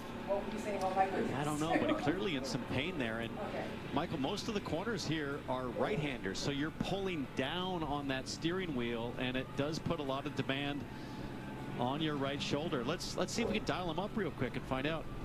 Hey, Dario Townsend in the Fox booth, you copy? That's right, a little bit of a loose cannon. Yeah, we're out of clear, Townsend. Hey, bud, we're just watching that last stage break, and it looks like you had an ice pack. Everything okay there in the cockpit? It looked like maybe you were struggling a little bit with your right shoulder. Yeah, that's an old injury, and I'm fine driving. I'm just not very good at throwing baseball or ice pack. So no, everything's good. It's a little hot in here. I must admit, the aircon is not what I was expecting. So dealing with that, I keep touching the wall in the wrong places, damaging the front of the truck. I took out a buddy hinge at one point, which I am mortified about. I know we made a joke about it, but I'm absolutely mortified about it, and I'm going to apologize to him. All right, well, it was a position that worked out, but you're doing a great job. Watching you do the 3-pedal thing is pretty cool. Keep it up, bud. Thanks, pal. Yeah, I gave up the left route. I couldn't feel what was going on, and Hinge took the brunt of it. He'll be all right. So Dario Franchitti will restart 8th here. He's doing a heck of a job. Grant Enfinger, haven't talked about Grant yet today, and he's driven up inside the top 10 now. He rides there in 9th, Andres Perez. Jackson Lee, one of our first-timers in the truck series. You can see those knees. You talked about what it's like being in one of these trucks as a tall cat. Yeah, but look at how he's doing, up to 25th. Started all the way at the back on purpose just to kind of learn and stay out of trouble. But remember, yesterday he couldn't even turn this thing. You can see where they've moved the steering column up probably as high as they can get it. Get his hands clear of those knees at 6'4". It's a struggle to fit in this thing, and Michael, nobody knows it better than you do. So I can't imagine all the anticipation, all the work that got here, and then yesterday he couldn't even make a corner. Now he's doing just fine behind the wheel. A few Rams are starting to roll up the top into the top 20. Celsius on board here with Justin Haley. He's 19th. Daniel Dye ahead of him in 17th. Justin Haley, one of 2 previous winners on road courses in the field. Ben Rhodes, the other one. And do you know that truck over there with the 1300 is the truck that Ben Rhodes won Daytona in? How about that? It was a backup truck, they carried it around, and now the 13 is the truck that actually won Daytona. And unfortunately, they had to use that backup truck because of yesterday, right? Cole Butcher right there in the mix. So Lane Riggs, we showed just how good he is and how well, once he got around his teammate Townsend, we saw the potential of that truck. But Chandler Smith knows how to cross up Lane Riggs in turn 1, so if Riggs goes deep on the brakes, it could get exciting. Here we go. Green flag is in the air. The 3rd and final stage of the NASCAR Craftsman Truck Series from St. Pete. Great break there by Lane Riggs. He's going to clear his teammate. Look at Ty Majeski, guys. He has entered the party. Lane Riggs way out front. Can Majeski pick up that 2nd spot over Chandler Smith? And he does. Done with it right now. Oh, look how tight it is back there. Landon Lewis. Ben Rhodes. And here comes Tyler Ankrum. He's been fast all day. Look at that blue truck. Oh, contact right there. Tyler Ankrum got into the 45 of Landon Lewis. And for Ankrum, the right front is totally chewed up. That's going to really hurt him on this 40-lap stint to finish. Wow, that was just a judgment that went wrong. Big time damage, and that's right in front of Dario Franchitti. Franchitti trying to work his way around Tyler Ankrum. Franchitti's got to be patient here. This is where the spotters really help you out with information. They'll be telling them, hey, the truck in front of you is really torn up. And there Take your time, be smart, and Franchitti gets by with ease. All kinds of fuel pouring out of the back of that thing. Michael, is that normal? No, not. They're not done bumping and banging. Look at the wheel hop. Oh, there's fuel pouring out of Franchitti's truck. I wonder if that spring retention cover got held up there. It should clear it. It should stop doing that, though, when we burn a little fuel off. Good break there by Dario. He's doing really well. Airport runway into turn 1. There's the 9 of Grant Enfinger. 25 of Colin Brown. He's coming. Tyler Ankrum just continues to lose more spots. He was on the move, Michael, and then that heavy damage. Yeah, that was aggressive move. I saw how fast his truck was, and you can see right here. So watch Ankrum. Boy, he didn't know that Landon was going to be off the gas so soon, and he just misjudged it. And it's got to be awfully hard for Tyler Ankrum to see the apexes in these right-handers, because with the hood blown up like that, it's above the height of the concrete wall. And so Ankrum doesn't know exactly where to place his right front. He's got to be so careful not to clip the concrete now. Tough situation to hang on. They're all backed up behind Tyler Ankrum. Ben Mayer in that Ford truck, he's doing a nice job. Road racing kid. 17 years old from Maryland. The Cars Pro Late champion from last year. How about that? Said if I have a good run here, I might get a couple more races. So such a nice young man. We have stories from front to back in this field. Good battles from front to back too. As you see, Perez trying to squeeze under Ankrum, couldn't quite get it done. See the 25, Colin Brown, right in the hunt. Lane Riggs continues up front, just about a second, a little over a second now ahead of Ty Majeski. I'd say having 3 of those Ram trucks up in the top 18 is a great run for these guys. Brand new to the series, trying to get everything worked out. See Colin Brown here. He leads the charge in 13th, getting ready to be 12th. See what Colin Brown does here with Tyler Ankrum. Ankrum will suffer a bit through this kink with that right front damage, but boy, he hustled it through there pretty good. I think Colin Brown's thinking about it. Gonna wait for another chance.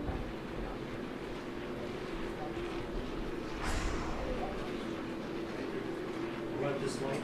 35 laps to go here from the streets of St. Pete. Whoa. Big dive there. That Chris Wright in the 81, yes.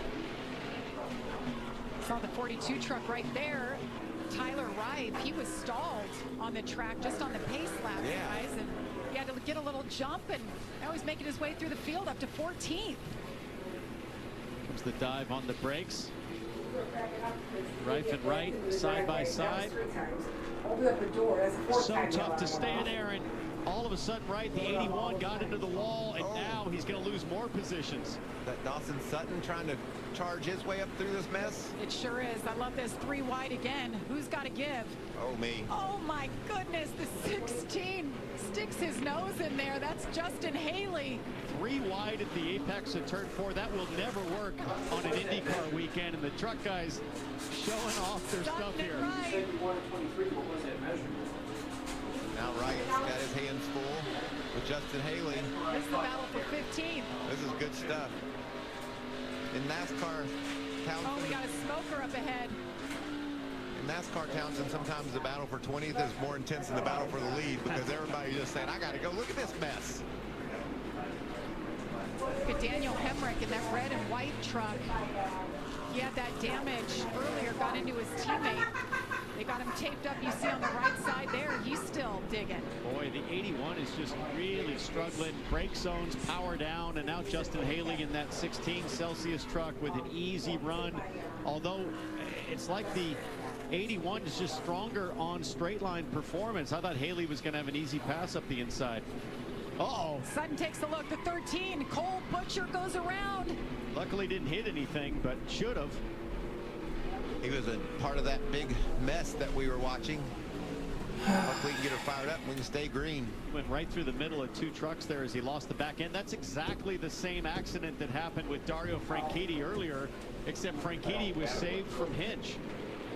Let's go on board with Hinch and see his view of what happened to Cole Butcher. That's Will Hop, more than likely. It's just like I've seen this before with Dario. I'm going to let this guy go on through. Yeah. My friend ran into me. I'm going to let him go. I don't even know him. Another look. Wow. Big credit to the spotters right there, too. Probably giving Hinch the information, knowing somebody was all out of shape backing it in turn 1. Haley really wants to get by. Justin Haley up to 17. 32 laps to go from St. Pete. Lane Riggs continues to lead over Ty Majeski. There's battles all over the place.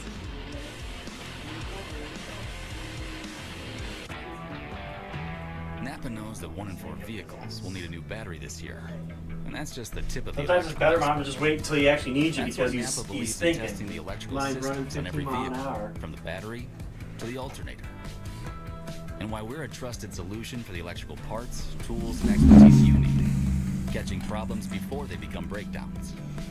And keeping every vehicle and every business. Okay, so while we're in commercial, who wants an explanation? To tell you the truth, Who wants an explanation? we can take or leave the extravagance. The attention, the celebrity. Okay, so what's going on is a couple of weeks ago, and I'm sure you guys might have heard of it one time when I had it. The closet in the office room, which is, oh wow, somebody just into the barriers. The closet in the office, which is the room right on the other side of my wall, My new boyfriend rides a motorcycle. had a leak in it from out of the roof. On the weekends. So my stepdad was up in the attic How responsible. cutting the bad wood out. And he has a tattoo. That's what you heard, Temporary from my niece. was the cutter. She insisted. He's got a battery-operated DeWalt I chopped my hair off. Wow, I stand cutter. corrected. It's lovely. No, it's not. Super cute. Very in right now. That's my rough and tumble little girl. You know, WeatherTech isn't just It's for not new as bad. cars. It's No not matter as how bad as it old could have or new been. your car is, it deserves So. WeatherTech. With laser measured protection for practically every car on the road, we've got you covered. Because messes don't care what year your car is. Whatever you're driving, we got it. We got it.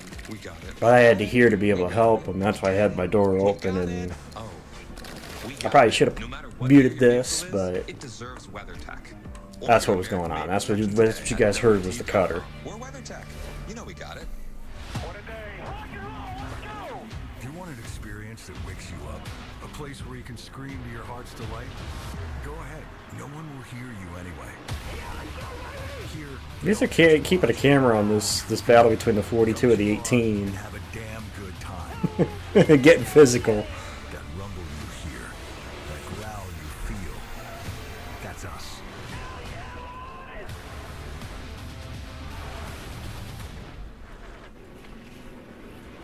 Tonight we got a battle in the Big East on Fox Primetime Hoops.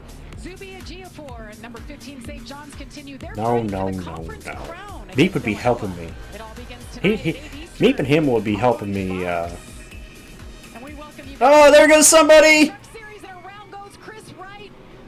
Dawson Sutton, they were digging for a long time, Michael. Welcome back to Seeing- St. Pete with that big slide, Mr. Ben. This has been some intense racing. I think it's really interesting to see, looking at the running orders, the recovery is. Honeycutt, as you guys said, Mr. Corner, he's back up to 10th. Haley, who was a lap down earlier, is up to 15th. Got a truck stopped on track back there, guys. Tyler Ankrum is still out there with all that right front damage. Tyler Wright right there in the 42 truck, he had some damage. That's the 69 Derek White stopped on track, but we stay green for now. They're full of Bill. Battle right here. You're not missing anything up front. Lane Riggs continues to charge 2.5 seconds ahead of Ty Majeski. Watch this. That's a full send and then rear brake. Chris Wright was about to make that turn, but luckily he found a place to spin pretty easily and no contact to speak of. Could have been some of that wheel hop that we talk about as the caution is out. Fifth caution for today. You got to be proud of your buddy Dario. He's just been right there all day long. It's a nice caution for the nice truck. I mean, he's made it here to stage 3. He now has a caution to settle back down, think about everything that he's learned through these stints, and talk to his team a little bit, think about technique, maybe make some adjustment. We know he's hot in there. He told us that earlier, and he's squeezing that thing with a vengeance. He needs to get hydrated. Looks like maybe some Gatorade in that bottle.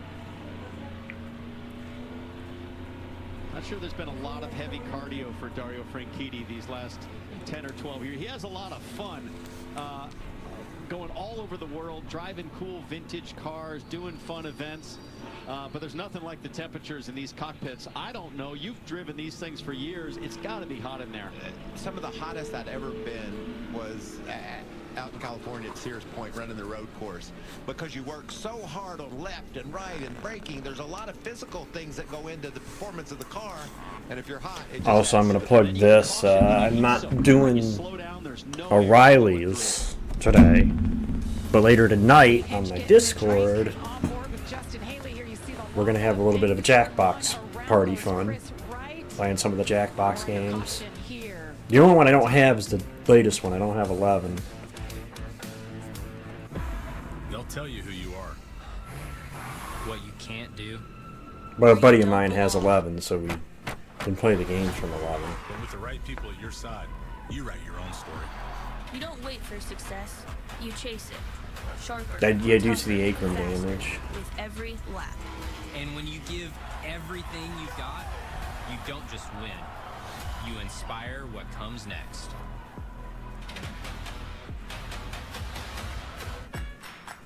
Put the work in.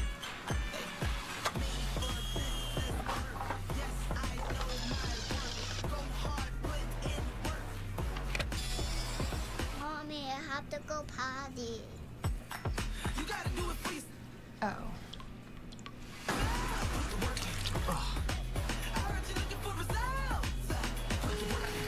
So, what's next?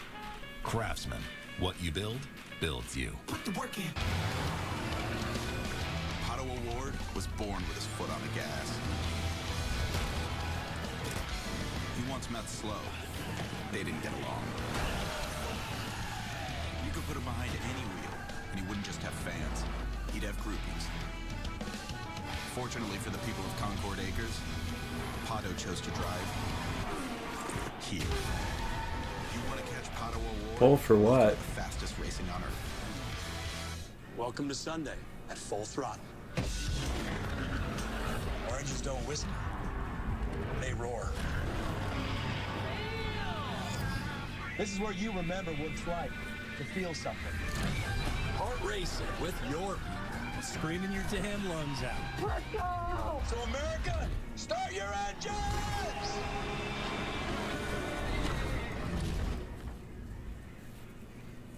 Oh, that's for Sunday. Nah, I only really do the channel point predictions for Sundays. Get ready for a fight. I just really wanted to do this one because I knew it was going to be the first race in St. Pete for any NASCAR division. I was like, yeah, okay, I'll put it on. Petersburg, Florida. Michael, this is not a shot that we typically see. No. The truckers, some yachts, and I think it's lovely. beautiful waterways. I'm enjoying my experience here in St. Pete. What a fun racetrack, too. These guys are really going at it. We're heating things up. Love this doubleheader this weekend right here on Fox. The Firestone Grand Prix of St. Pete coming up tomorrow at 12 Eastern. Townsend Bell, the analyst, he'll be there as well, so he's double dipping. And then race day, 2:30 Eastern for the Cup Series over at Circuit of the Americas in Austin. Of course, green flag at 3:30. And hey, we're having so much fun with the doubleheader this weekend with trucks and IndyCar. We're going to do it next weekend. It's a desert double IndyCar on Saturday and the Straight Talk 500 on Sunday. I'm looking forward to that. I'll be covering both races, kind of bridging that gap and bringing some drivers who are watching. And it'll be great. Could be fun to watch IndyCar. You know, we've been there many times, but it's been a few years, and certainly the first time IndyCar's raced since Phoenix has been reconfigured. Turns 1 and 2 in a totally different place now. Unbelievable speeds. We saw them test there a few weeks ago. I'm just going to do this because this is easier for me than typing names. We have some takers. Top off, make some adjustments here, Michael. These guys were just outside the top 15. Nathan Nicholson's had a good run in that 76 truck. I saw him come to pit road. And there's Hinch getting a little bit of a adjustment. I'd love to see trucks go out. I'd like to see them hand them a fresh water bottle. I mean, as hard as those guys were drinking during the caution, it's hot in there. I can tell. And I'm guessing. Yes, he is. Working both those races, actually. Let's get an update on Grant Enfinger, Georgia. Well, you guys brought him up a little bit earlier today, but I really wanted to highlight him. 23rd to 8th right now for Enfinger. But the most special part of this is that before this weekend, he'd never even seen a street course other than on television. So now that he's here, he's really excited about it. He was struggling with drive off the corner, and they fixed that in the first stage break. So he's much happier with the truck. They're good on fuel. Couple comebacks for a couple Rams too. I mean, Braun and Haley running top 15 right now. A solid day for Enfinger so far in his first street course ever. Yeah, he's doing a great job. You know, Grant's just he's a champ. He can get it done anywhere, and just showing his skills on this street course is not surprising at all. So I look at those top 4 names, Michael, and all I see is experience. You know, just guys, we talked about this since the beginning. What's going to win out here if you know the track or you know the truck? And so far, Down to I also see Ford. First 4 spots are all Fords. That know the truck. And there were just a couple of heavy hitters that are world-class road racers, and right now the truckers have their number. Amanda, you guys were just talking about the experience. Nah, I still stick by it, and I know you kind of agree with me there, Jason. Yeah, keep it a one-off thing for the trucks. I like this. Truck experience, and he said you will see truck experience supersede towards the end of this. And Something I have to correct me, because I could have sworn that years ago, like early truck series, there was a track similar to this. I don't know if it was a street course, but there was a road course that they ran that had a similar look, I think, to the front straightaway here at St. Pete. Forget what the name of the track was, though, but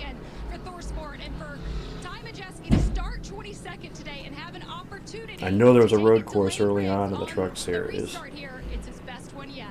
Absolutely. Well, we talk about the experience of the truckers. How about this guy? Landon Lewis back in 5th. Doesn't have truck experience, not much, only a handful.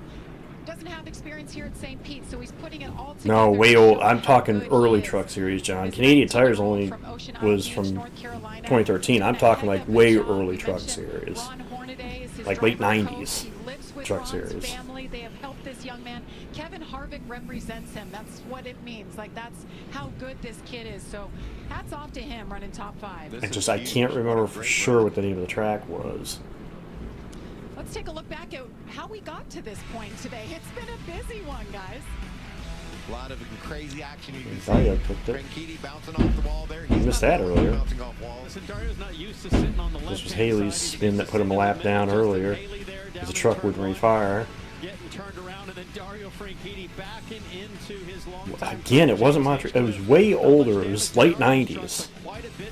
But I can't remember what the name of the damn truck was. Pushes his way forward. Yeah, Lane Rex said, "Excuse me, I'm coming through," and he is doing just that. Big crash here. 15 between the barrier. Into the wall. Ben Rhodes took control of this race early. On stage 1. This was the wreck. Yeah, Adam Andretti, big 5 of the 91 with the 19 caught up. Daniel Hemrick with some damage there. A lot of wrecked trucks, but Man, that's a heck of a restart there. I didn't see that. Great move there on that restart, the 38 to the front. So knocked Ben out of the lead. More problems for Hinch. Big rear lockup down in turn 10, and then just couldn't quite get the 180 spin done. Lost more positions. Bigs around Smith. Was a pretty slick move. Too wide through turns 4 and 5. And you didn't see that. Maybe that's what I'm thinking of. That's a tight place on this racetrack, and they were making it work. But 2 guys that understand slip angle with their trucks. Heartland Park. That's it. That's what I was trying to remember the name of. But I could have sworn that track was very similar, or at least had a similar front straightaway. But like, it was the grandstand and the fence was next to the down near the start-finish line. Too hard on your way there. Well, we saw that with Tyler Ankrum. He was charging. They were watching footage from it. Made a slight mistake entering turn 1, tore his right front fender off, and he's been in trouble ever since.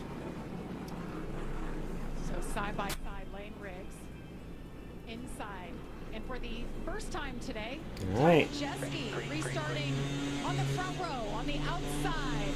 Green flag is in the air. 25 laps to go here at St. Pete. Well, they're dead even as they go into 1. You got to get a good corner here if you're going to stay with Riggs, though. Crossover! Slid it! He went for it. I give Ty credit, he went for it.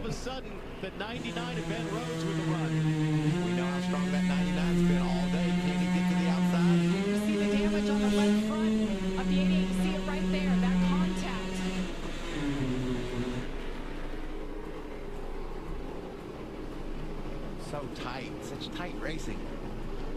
There you see Caden Honeycutt has some damage trying to fight his way back to the front in that 11 truck. Grant Enfinger, Georgia talks about him running 8th right now. First time ever seeing a street course, never raced on it. One of the veterans of this truck series. That's a pretty cool sight. Just got them strung out here, bumper to bumper.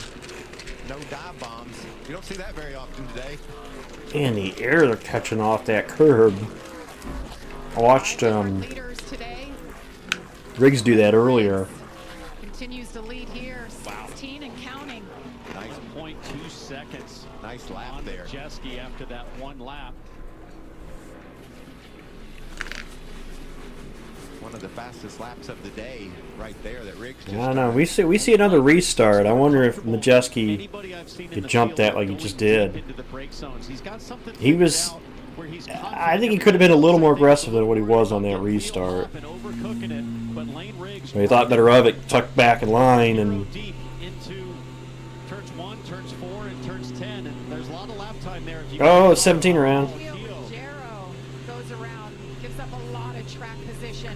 He was running with Dario Franchitti. He was 6, Franchitti was 7.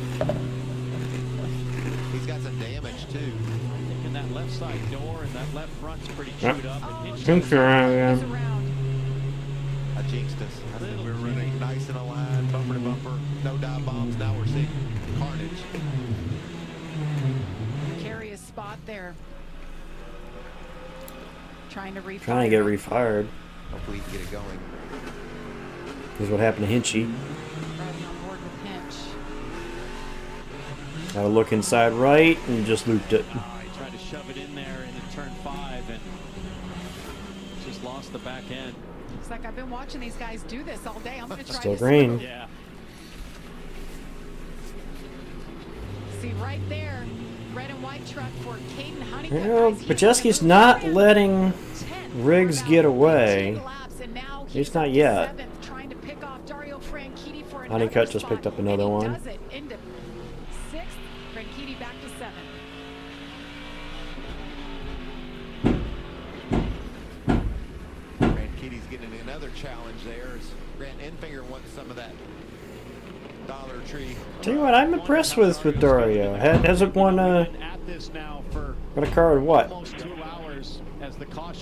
13 years. Hasn't been in a competitive race car in 13 years, and I think roughly 13 years. And another nice yellow. And stopped on the racetrack, so that brought out our 6th caution for today. There's that record. Does he just need a push? Push or try to see. Or a pull. Lane Riggs has to feel good about what he has. How about the Fords up there? 4 in the top 4 positions. Landon Lewis in a Chevrolet. Caden Honeycutt, Dario Franchitti in the Toyotas. What about the Rams? We've got 4 of them. They're moving forward, Michael. They're going the right direction. 4 of them in the top 20.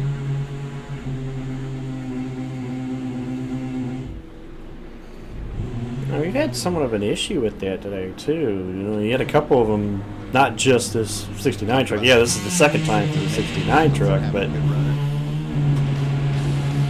that haven't been able to get them refired once they looped it. Ooh. That was a big hit. Ooh, didn't catch that on the restart. He's into the outside wall. That was on the restart.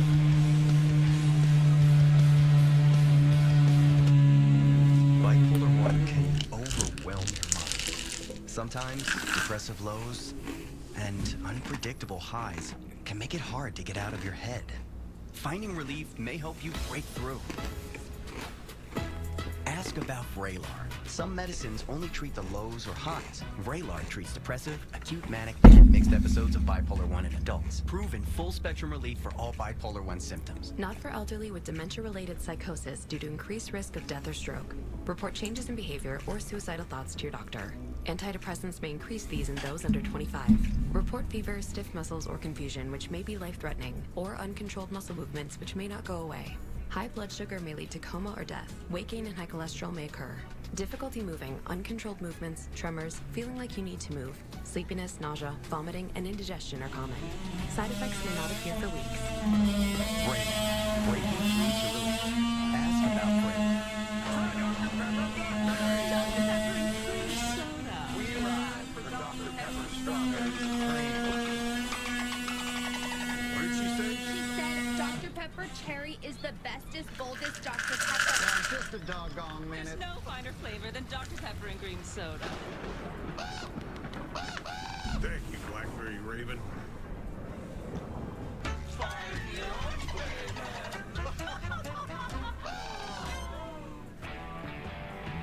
Napa knows that 1 in 4 vehicles will need a new battery this year, and that's just the tip of the electrical iceberg. That's why Napa believes in testing the electrical systems on every vehicle, from the battery to the alternator. And why we're a trusted solution for the electrical parts, tools, and expertise you need, catching problems before they become breakdowns, and keeping every vehicle and every business moving full speed ahead.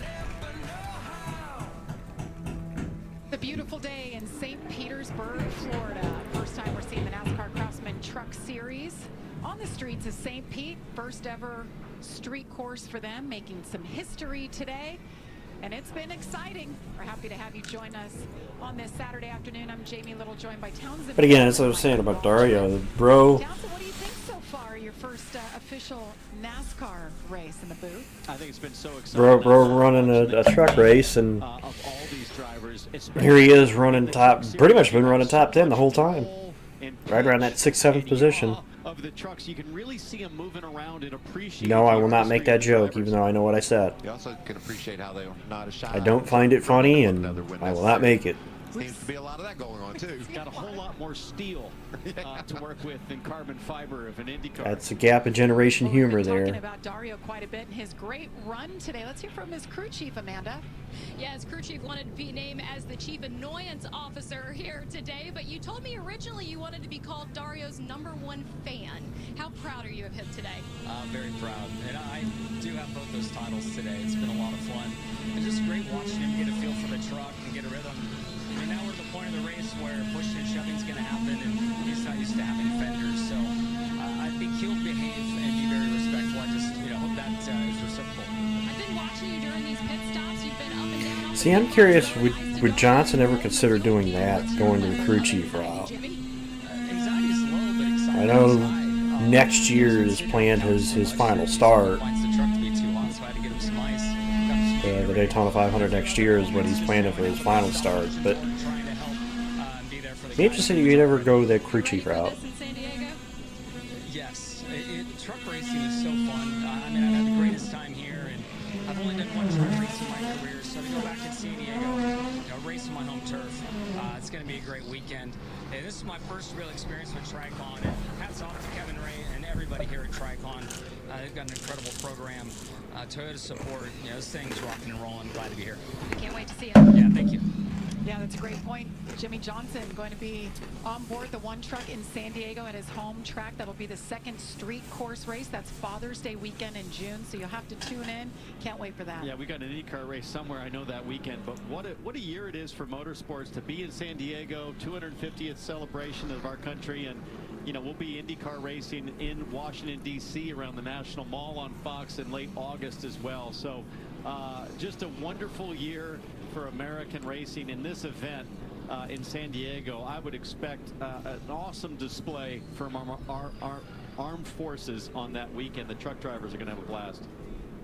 Well, we're seeing what they're capable of, right, Michael? Yeah, they can adapt to anything. Well, considering that Michael was there for what was, at the time, his last Cup race at Phoenix in 2020, Stuck behind a truck, not being able to see where you're going with all the different apexes and angles you I see why you would want to go there for the last one. And now the truck regulars have 60 laps of race experience. Got 5 laps of practice experience from yesterday, so that advantage for guys like Dario Franchitti has largely faded a bit as guys like Riggs and Majeski. Now the question is, they've got this place pretty dialed. I'm telling you, I think Majeski could make a dive on Riggs. It's a matter of how aggressive he wants to be. I mean, I thought he could have been a little more aggressive on the last restart, but Look at the damage on so many we'll of see. these trucks. Connor Mozak was lights out earlier on. He led from the pole for a handful of laps, had that damage. He's back buried in the field. I'm also curious to see what lane Honeycutt takes here and what move he makes. This guy, Jackson Lee, in the number 22 Ford Racing truck, started dead last. He couldn't even turn the steering wheel yesterday. Oh boy, the steering wheel is crazy loose. Did you see that? Look at this thing. Oh, it's wobbly. Oh, wobbly. That's a lot to deal with. That's not normal, is it? No, not at all. There was contact. Right now, that's certainly something we're going to stay on top of. Just taking a look. There was contact, yo dog. That's what I'm saying is I think he kind of scared himself. Like, maybe I don't want to do that, so he gave it up to him. I'm curious.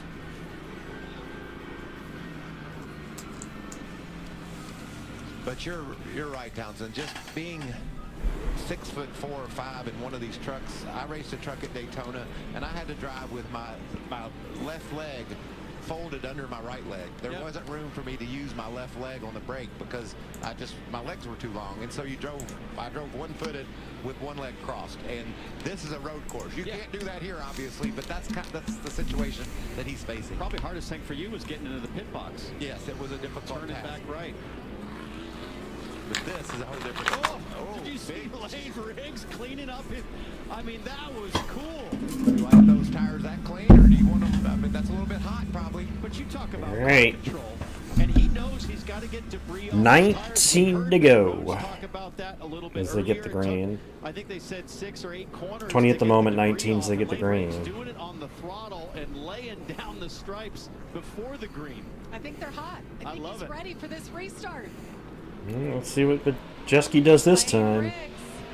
Has led 21 laps. We're riding on board the front bumper camera. Oh, he stayed with him. Stayed with him again. Can he get the move down in one? He made a nice run down there. Oh, he's got it. Nice move. I was watching him like the last restart. He was like trying to take his move down. I think he was going to see if he could get him. He got him. Chandler Smith looking. That's Chandler Smith in the 38. Landon Lewis right there. And Caden Honeycutt, guys, still making up spots up to 6. He's just getting Nice move out of tie. He's got a really fast number 11 truck. Ooh, he kind of bodied the 45 a little bit there, but got by him. This is all happening right in Dario's lap.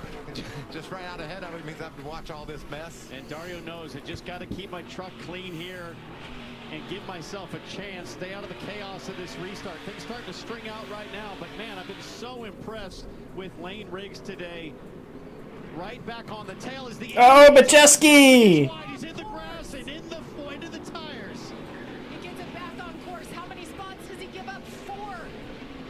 It's going to be more than that, I bet, when he gets... I'll put Rhodes into second. Those tires will have mud all over. And Majeski had him too. Just sent it way too hard into that last corner. Lane Riggs back to the lead. Not sure what happened there with the 88. I think he just overcooked the corner. Yeah, he did. Been talking about how good Lane Riggs is on the brakes, and just watching Majeski. Can't tell if he got some wheel hop there, but They definitely got the rear end sliding. A little too hard, like you said. Just helpless at that point, trying to get back on the road. Luckily, no more damage than he did. Wow. How cool is that? I mean, I did the action shot we'd always see at Sonoma where they would come off the one corner, you'd see the air they'd catch over the curb. Looks like he's stabilized here. He's got a really fast truck, didn't do any damage to it. Maybe he can fight his way back up there. Well, let's see what Ben Rhodes can do with the 34 now. Stage 1 winner. There's got to regroup, maybe make a change in the cockpit with the brake bias knob. It's such a powerful tool for settling down these brake zones. If you're locking the fronts, you'll dial that knob to move pressure to the rear. If you're getting loose, like the back end starting to come around, you can dial that back to the front. You're constantly working that as the tires wear. You got to stay after it. Lane Riggs just led his 23rd lap of this race. Ben Rhodes, the guy behind him, has led 22 laps today. He's not letting him get away. Yeah, I don't think that 99's going away anytime soon. He's quicker. Ben Rhodes, fastest on the track. And he is hounding him. Yeah, Braun up to 10th. And look who's up to 4th. Caden Honeycutt. He's grabbed another gear, Michael. We didn't really talk about him in the first 2 stages.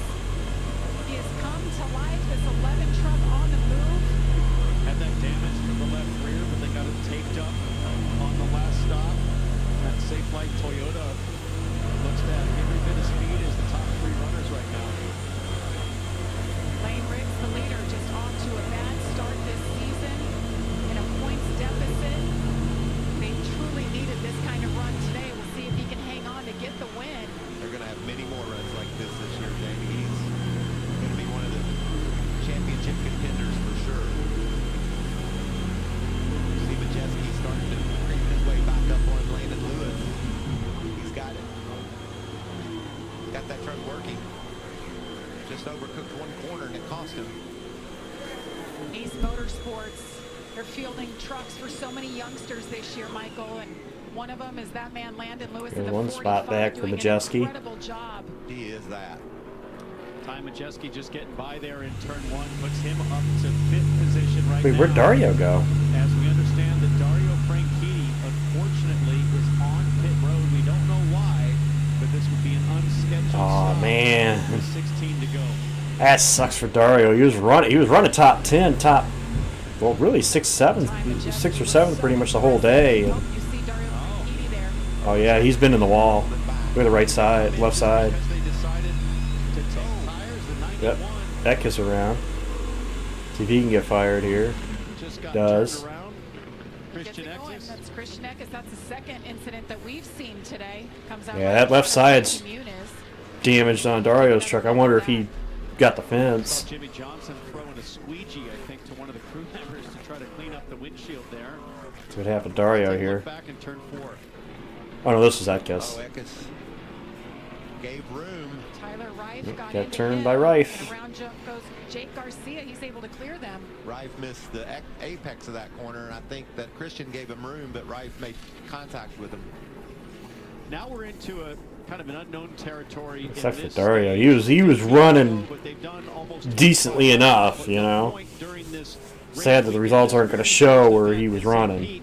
Do any of these trucks or drivers have experience on this many laps on the tires? So it's a real unknown. What's your balance going to do? How are these things going to hang on?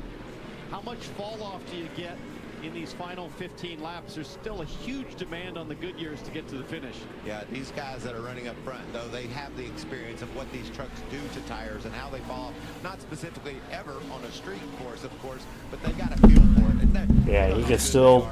Nice to see that Dario can still get it done, you know. Manage things as they fall off. And the key is not reacting to, but anticipating. And the only way you can anticipate is if you have experience. Especially when he hasn't been in a NASCAR truck since what, the mid 2000s. So out of the tires so that you can make the adjustments to your technique before it becomes a problem. So far, Lane Riggs doing everything that he needs to do. He's had some good runs on road courses in the past, Michael and Townsend, but 10th is the best finish he's ever had. So certainly doing an incredible job today. And what a moment it would be if he can hang on and get his first. Yeah, Braun got another one. He's up. Colin Braun's up to 9th on his return to the Truck Series. Is the 34 with a lot of aggression, but he's made it work. So Lane Riggs over Ben Rhodes, Chandler Smith, Caden Honeycutt up to 4th. I'd like to see another restart, though. As fun as that last restart was, I'd like to see another restart. Well, Georgia's down on pit lane. I know there's a lot of interested IndyCar drivers drivers roaming around. Who do you have, Georgia?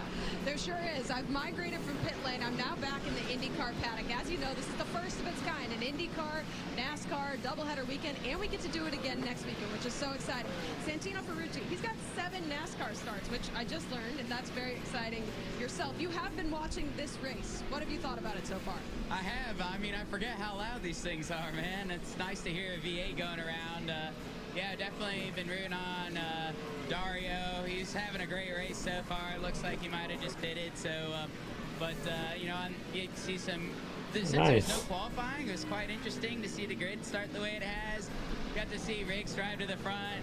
You know, Colin Braun's now up there, so it's quite a couple of people that I've gotten to meet. You know, as well. Daniel Dye moving up the field. It's quite an interesting race. Honestly, it's been a lot cleaner than I thought. But then again, once I saw Dario and Hinch get into it, I wasn't surprised. Okay, question. Why do people not like him? I've seen that there seems to be people don't like him, but I don't know why. I've never seen a distinct reason why. Thanks, Georgia. It was so much fun having. He seems just like he's just a cool guy, to be honest. One of my coworkers really likes him. It's a shame we couldn't see him in more races, but glad to see we'll see him out on track later today and tomorrow for AJ Ford Racing. Yeah, he's a fun driver to watch, especially on short ovals in the IndyCar Championship. He's creative. He tries moves in places that others won't or don't. So you're telling me he's a conservative? Watch him develop in the series. I've been watching Ty Majeski here these last in a nutshell is what you're telling me from the comments. Which I'm kind of not surprised looking at him. I could kind of almost assume that. So he's definitely got some pace, but will it hold on? Well, we talked about Jackson Lee, guys, and what he has going on. Look at those knees cramped up with the loose steering wheel. Yeah, making it work. Well, it's loaded right there, but boy, you watch him change direction. That thing looks like it's. I don't know what's going on. Terrifying. Well, he's falling back, and I think that could be part of it. Yes, yes, sir. He's got to be careful. I'm glad he is. There goes our leader, Lane Riggs. He wouldn't be the first one I've heard. Jackson Lee, they're hopeful if today went it's been like that with teammates at least.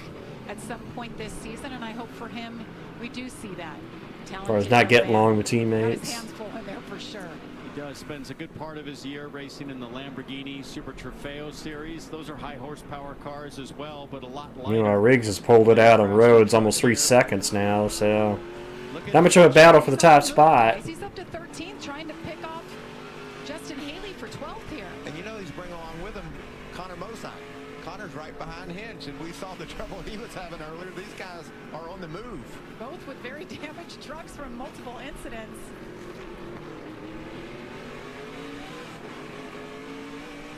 See how much curb Jimmy Hinch takes right here. Fair bit.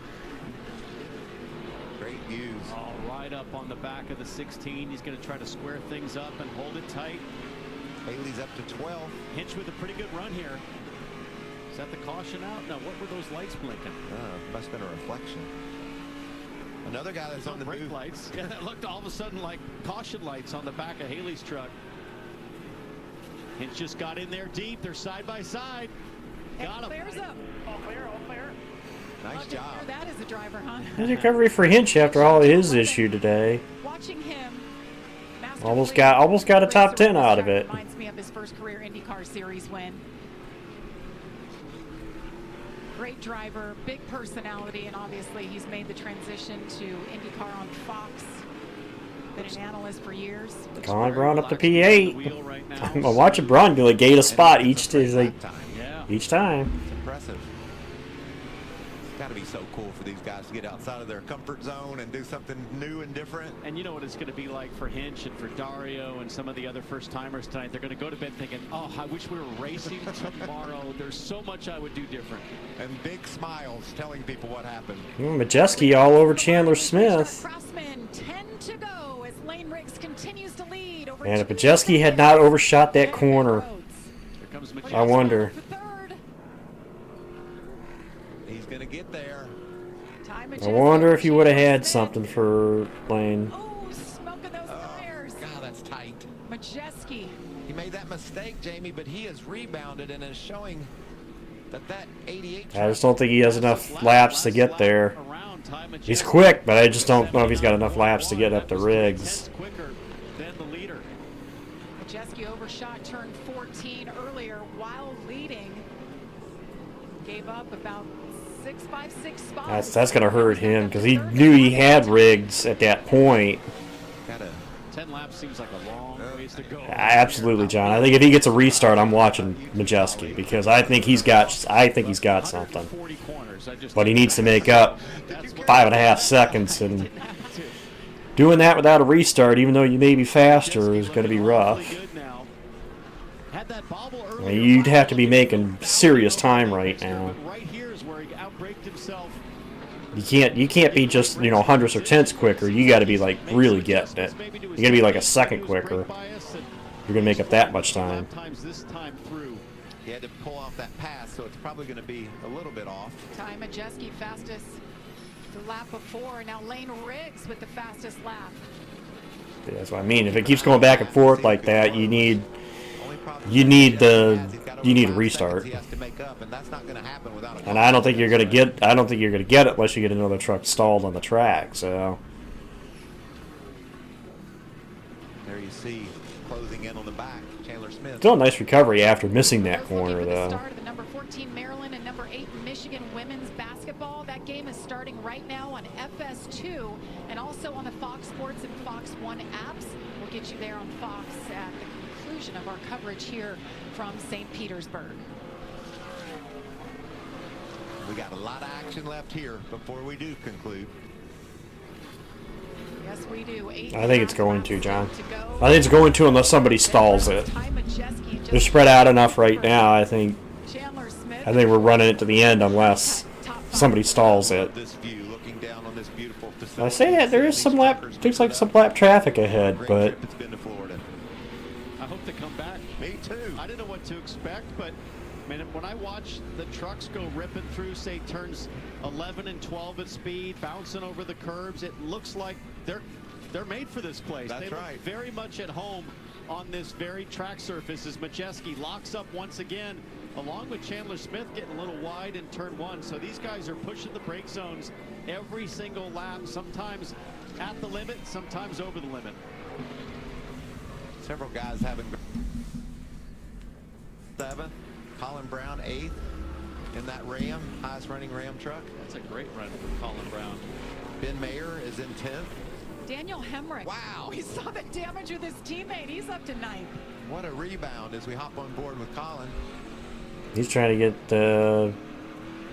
Perez there for 7th. Just ahead of him. Hear him bumping that rev limiter. If somebody's not calling Colin Brown for San Diego, you're missing out. Road course ace. Having a great day here today. It's been so long since he's been in a truck, been in anything NASCAR related, no stock car experience over the last at least 12 years. This has really got to put a smile on Ram's face, though. Coming new to this series, knowing the challenges. We ran a couple of drafting tracks, Daytona, Talladega, or excuse me, Daytona, Atlanta, and now we come to St. Pete, a road course. We've never done this before.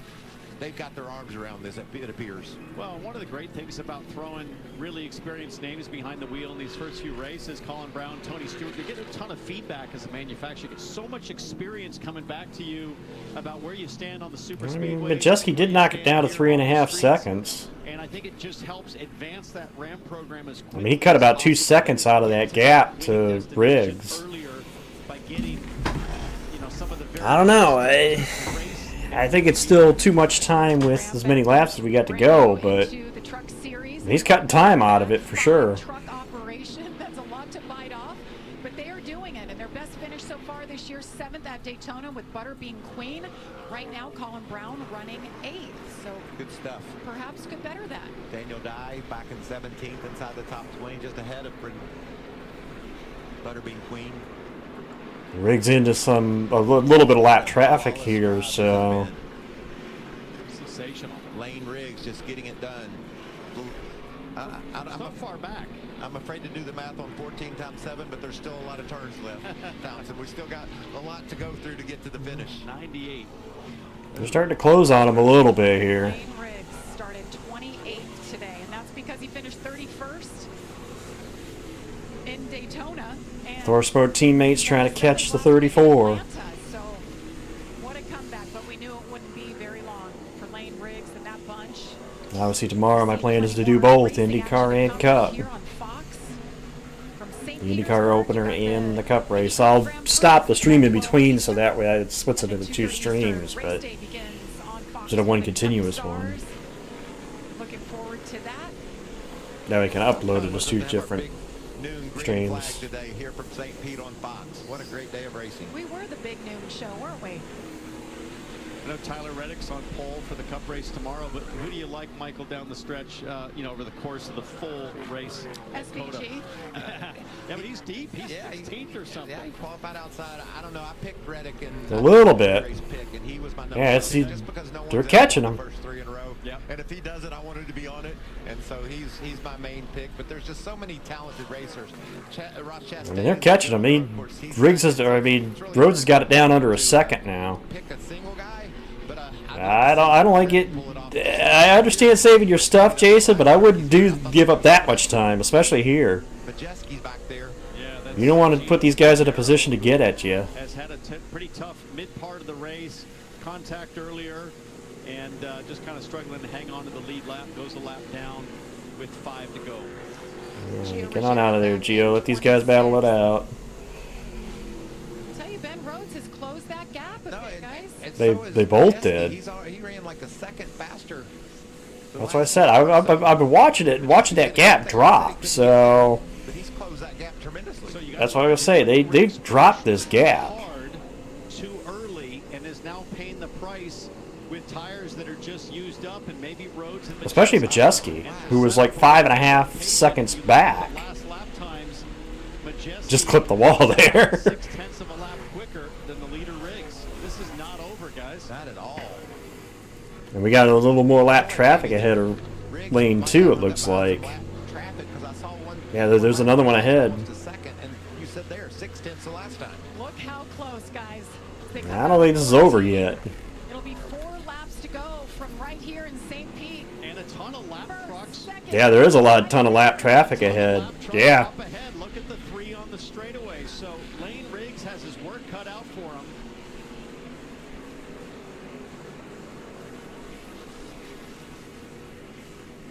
Stuart Friesen just ahead of this group.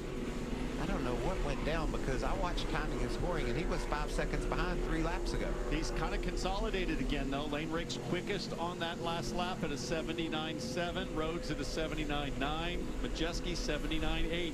Must have got caught with some lap traffic, as you see. 14 and the 52. Mini Tyrell. Ooh, oh, Friesen clipped him. And here's Rhodes. He's there. Yes, he does. He does to the rear, but the rear should defect it. It's more that it knocked him out of groove and cost him the time. Rhodes is there. I think more is just a loss of traction, Jamie. Swift sliding off that corner. Boy, Rhodes is there, and so is Majeski. They're both there. Ben Rhodes wants to reclaim this lead. He's taking Oh, took a look. Not enough to get to the inside there. Nobody's been better on the brakes than Lane Riggs today. He's able to go deeper more consistently than anybody else. This ain't over yet. I knew that lap traffic was going to be a factor. Got in too deep. He runs way wide. This is going to give Majeski a chance to get closer. This is crazy stuff. I knew that lap traffic ahead was going to be a factor. I was watching him like, he catches that lap traffic, it could blow him up enough for these guys to catch him. Another lap truck that he's going to catch. And they did. Inopportune time. That's Mini Tyrell just ahead of them. You know the spotters are telling them leaders are coming.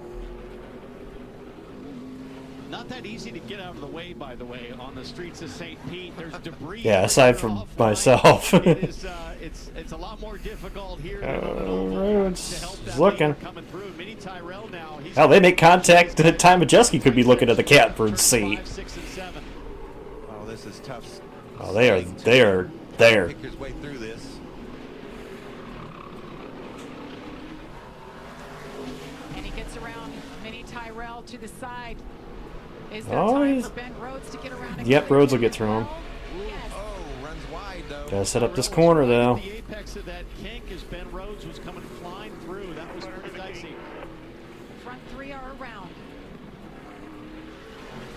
You gotta set him up, Ben. Up here battling it out. The only thing that scares me is the way they've been taking this corner the last few times. It's like they're not... That's where they might be losing time to Riggs, is down here in the last corner. I think they're about even across the track. It's just, I think Lane's a little better that last corner. I think that's the difference right now. 2 laps to go from St. Pete. 2 laps to get it done. Can Lane Riggs hang on? Ty Majeski still very much in the mix as well in that 80. Question is, if you're Rhodes, do you send it that last corner? Wait to the last lap? Put the bumper to him in that last corner? I think he wants to do it sooner than that, but... Since Ben Rhodes went to victory lane, hard to even believe, but he wants it. You see him showing that nose. He wants Lane Riggs to know he's there and can't pounce. As much as all 3 trucks within striking distance. You just gotta coach yourself, stay smooth, roll on the power, don't spin up those rear tires at corner exit.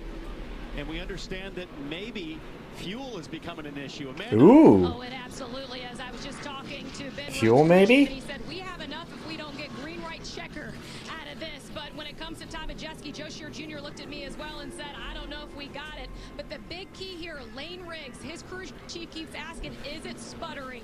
Is it sputtering? Ooh. Only bring this thing to pit road if you can't make it. And how do you back down when you got these guys breathing down? 34 might be close on gas. As there goes Majeski! He's in there, he's there! Lane Riggs is loving this. Battle it out, fellas. I want to go. White flag is in the Oh! He's shaking his truck around. Uh-oh. Lane may be stuttering. Majeski's going to take second. Gets into second. Does Lane have enough gas to make it?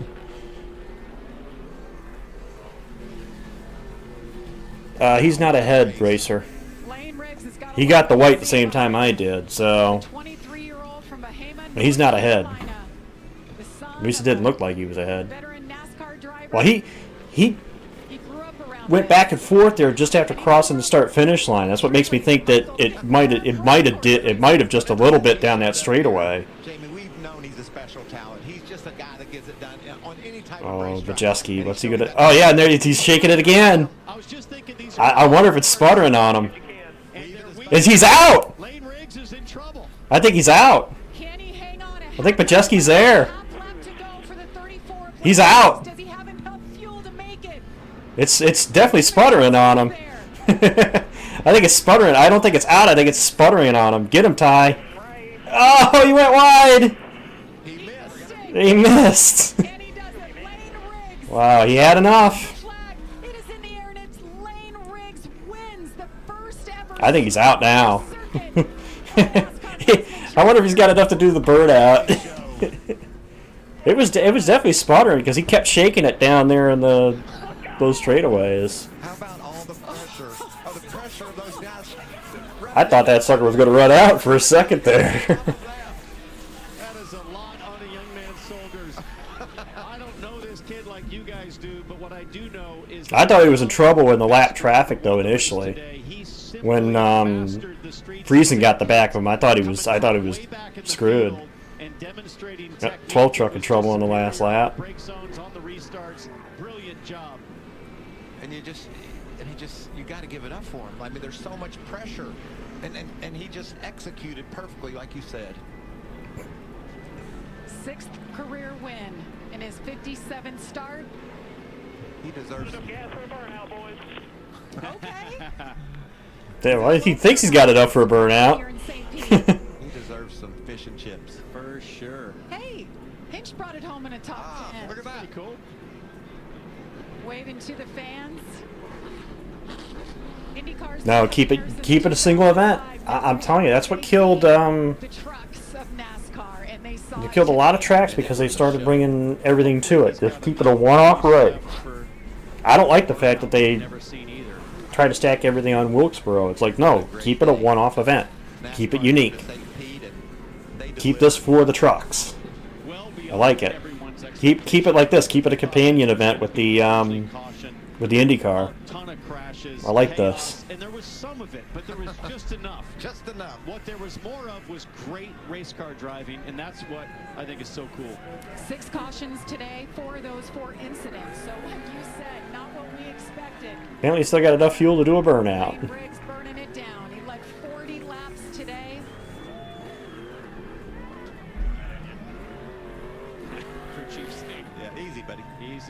decision. It's a winner. Dylan Capello, his crew chief, you saw him jumping up in the air. It's exciting. You want to be the first to win at something for the first time. Yeah, Hinchy got a top 10. Cole Butcher. You talked about the great runs other people had. It's a backup. He did end up getting mayor there for 10th.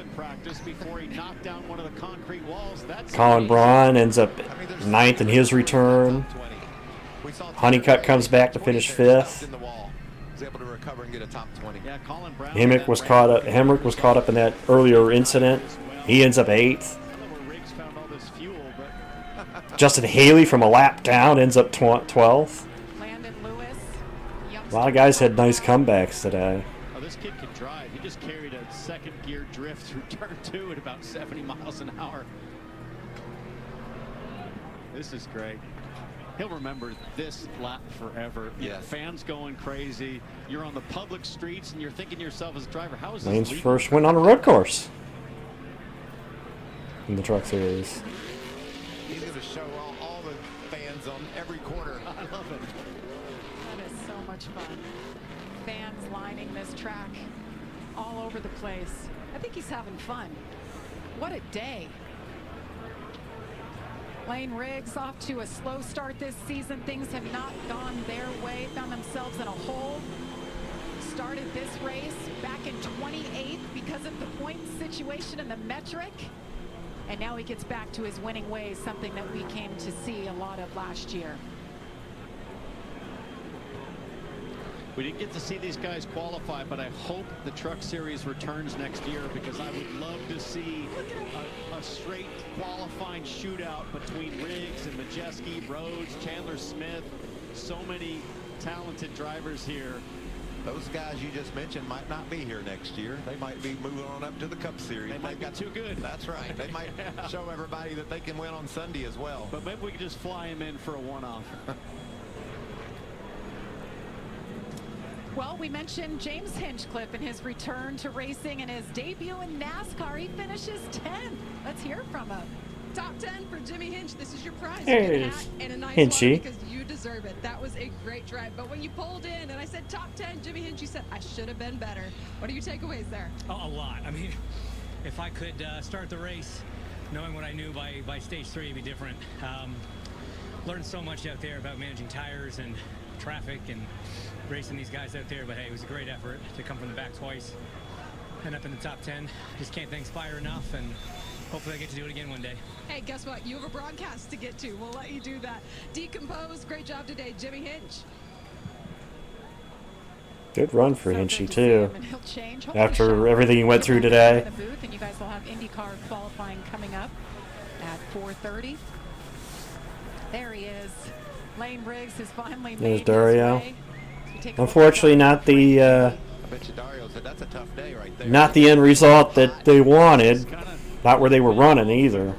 Worn out, ready for a beer with his buddy Jimmy Johnson. Jimmy's got his water bottle and Gatorade for him. He ran in the top 10 the first 2 stages. Looked great. I wonder what happened where he needed to come in for tires or fuel or what the issue was in that last stage. I'm sure we'll get an interview with Dario and find out what happened, but To lap off the pace back in 27. Love this. There's a good spot to relax. His friends all taking care of him. Dario. there's Mario. I wonder if Mario was going to make an appearance. There he is. 27. Uncle Mario. 52-year-old Scottish man doesn't race much these days. I'm sure Mario's got some stories, you know. It'd be fun to hear stories from him. In the seat than Dario was expecting. He got a chance to do a short test down at Sebring, but it was pretty cold that day. Yeah. It was a little different in the Florida sun here in St. Pete. We saw those drivers working so hard, legs, arms, everything. And to do it lane race. Oh yeah, I didn't see him, so. They got about 10 minutes of I practice, see him, no qualifying, and to come out and run as well as he did. Led 40 laps today, 3rd race of the year. See the tape on the hood. Back to victory lane. It's Victory Circle if you're an IndyCar, by the way. And is it located just off the paddock? NASCAR garage in the IndyCar paddock. We'll go back to the transporter later to cool off. There it is. This team is pumped up, and deservedly so. Amanda Busick is with the winner. Oh, and watch him take in this moment. And Lane, from 28th to 1st, you will forever be the inaugural winner here on the streets of St. Pete. But I talked to you ahead of this race, and you said we have not been ourselves, but I will control my destiny here today. How much of that was on display right there? Hey, first thing I'm going to say, thank you to Joey Hand. I know he's watching at home. My road course guy. He's the man. He helped me so much. We've been working on this race. Shout out to Joey Hand. Racing since December. I really wanted to get my first win on a road course. The short track guy from Bahama, North Carolina, won at St. Pete. Right? Can you believe it? I've really been trying to perfect my craft. I feel like I've been close on the road courses, and just big shout out to everybody at Farmer Motorsports. Long John Silver's on the truck. I this believe weekend. it's only his 6th win in this series. Said, I just want to win a road course just to show I'm not just that short track guy. How close was the fuel? It sputtered about 8 to go. The pickup on these trucks are on the left side, so every time that I would turn to the left, the fuel would slosh away. So the whole time I was just trying to get it to go and not knowing, trying to manage your gap. You know, thank you to. I can agree with that one. I know they ran me pretty clean. I know that last corner tie probably. You definitely know how to win a road course, the truck series. Yeah, just man, what an awesome feeling. It's real, Lane. It's yours. And I was right. He said it sputtered. So I was right. It did sputter on him. He kept trying to turn it to get the pickup going. The question was truck masters versus track masters, and the truck masters absolutely showed their stuff today. I had a blast. I hope I get to come back at some point. What about, he said it the best, a short track racer from North Carolina wins at St. Pete on the road, on the streets of St. Pete. Has to be such a special feeling. We're going to watch this kid go straight to Cup and win races one day. For Michael Waltrip, Townsend Bell, Amanda Busick, Georgia Henneberry, and our entire Fox team. I guess that's going to do it. I'm Jamie Little. Hope you enjoyed. That was a fun little race, too. I actually have to... St. Pete. Remember, IndyCar from St. Pete coming up at 12 Eastern. That was fun. NASCAR Austin. That was legit fun. Coming up next, it's college. It had a nice little nail-biting ending there, too. We'll see you from St. Pete. I enjoyed that. This is speed. This is winning.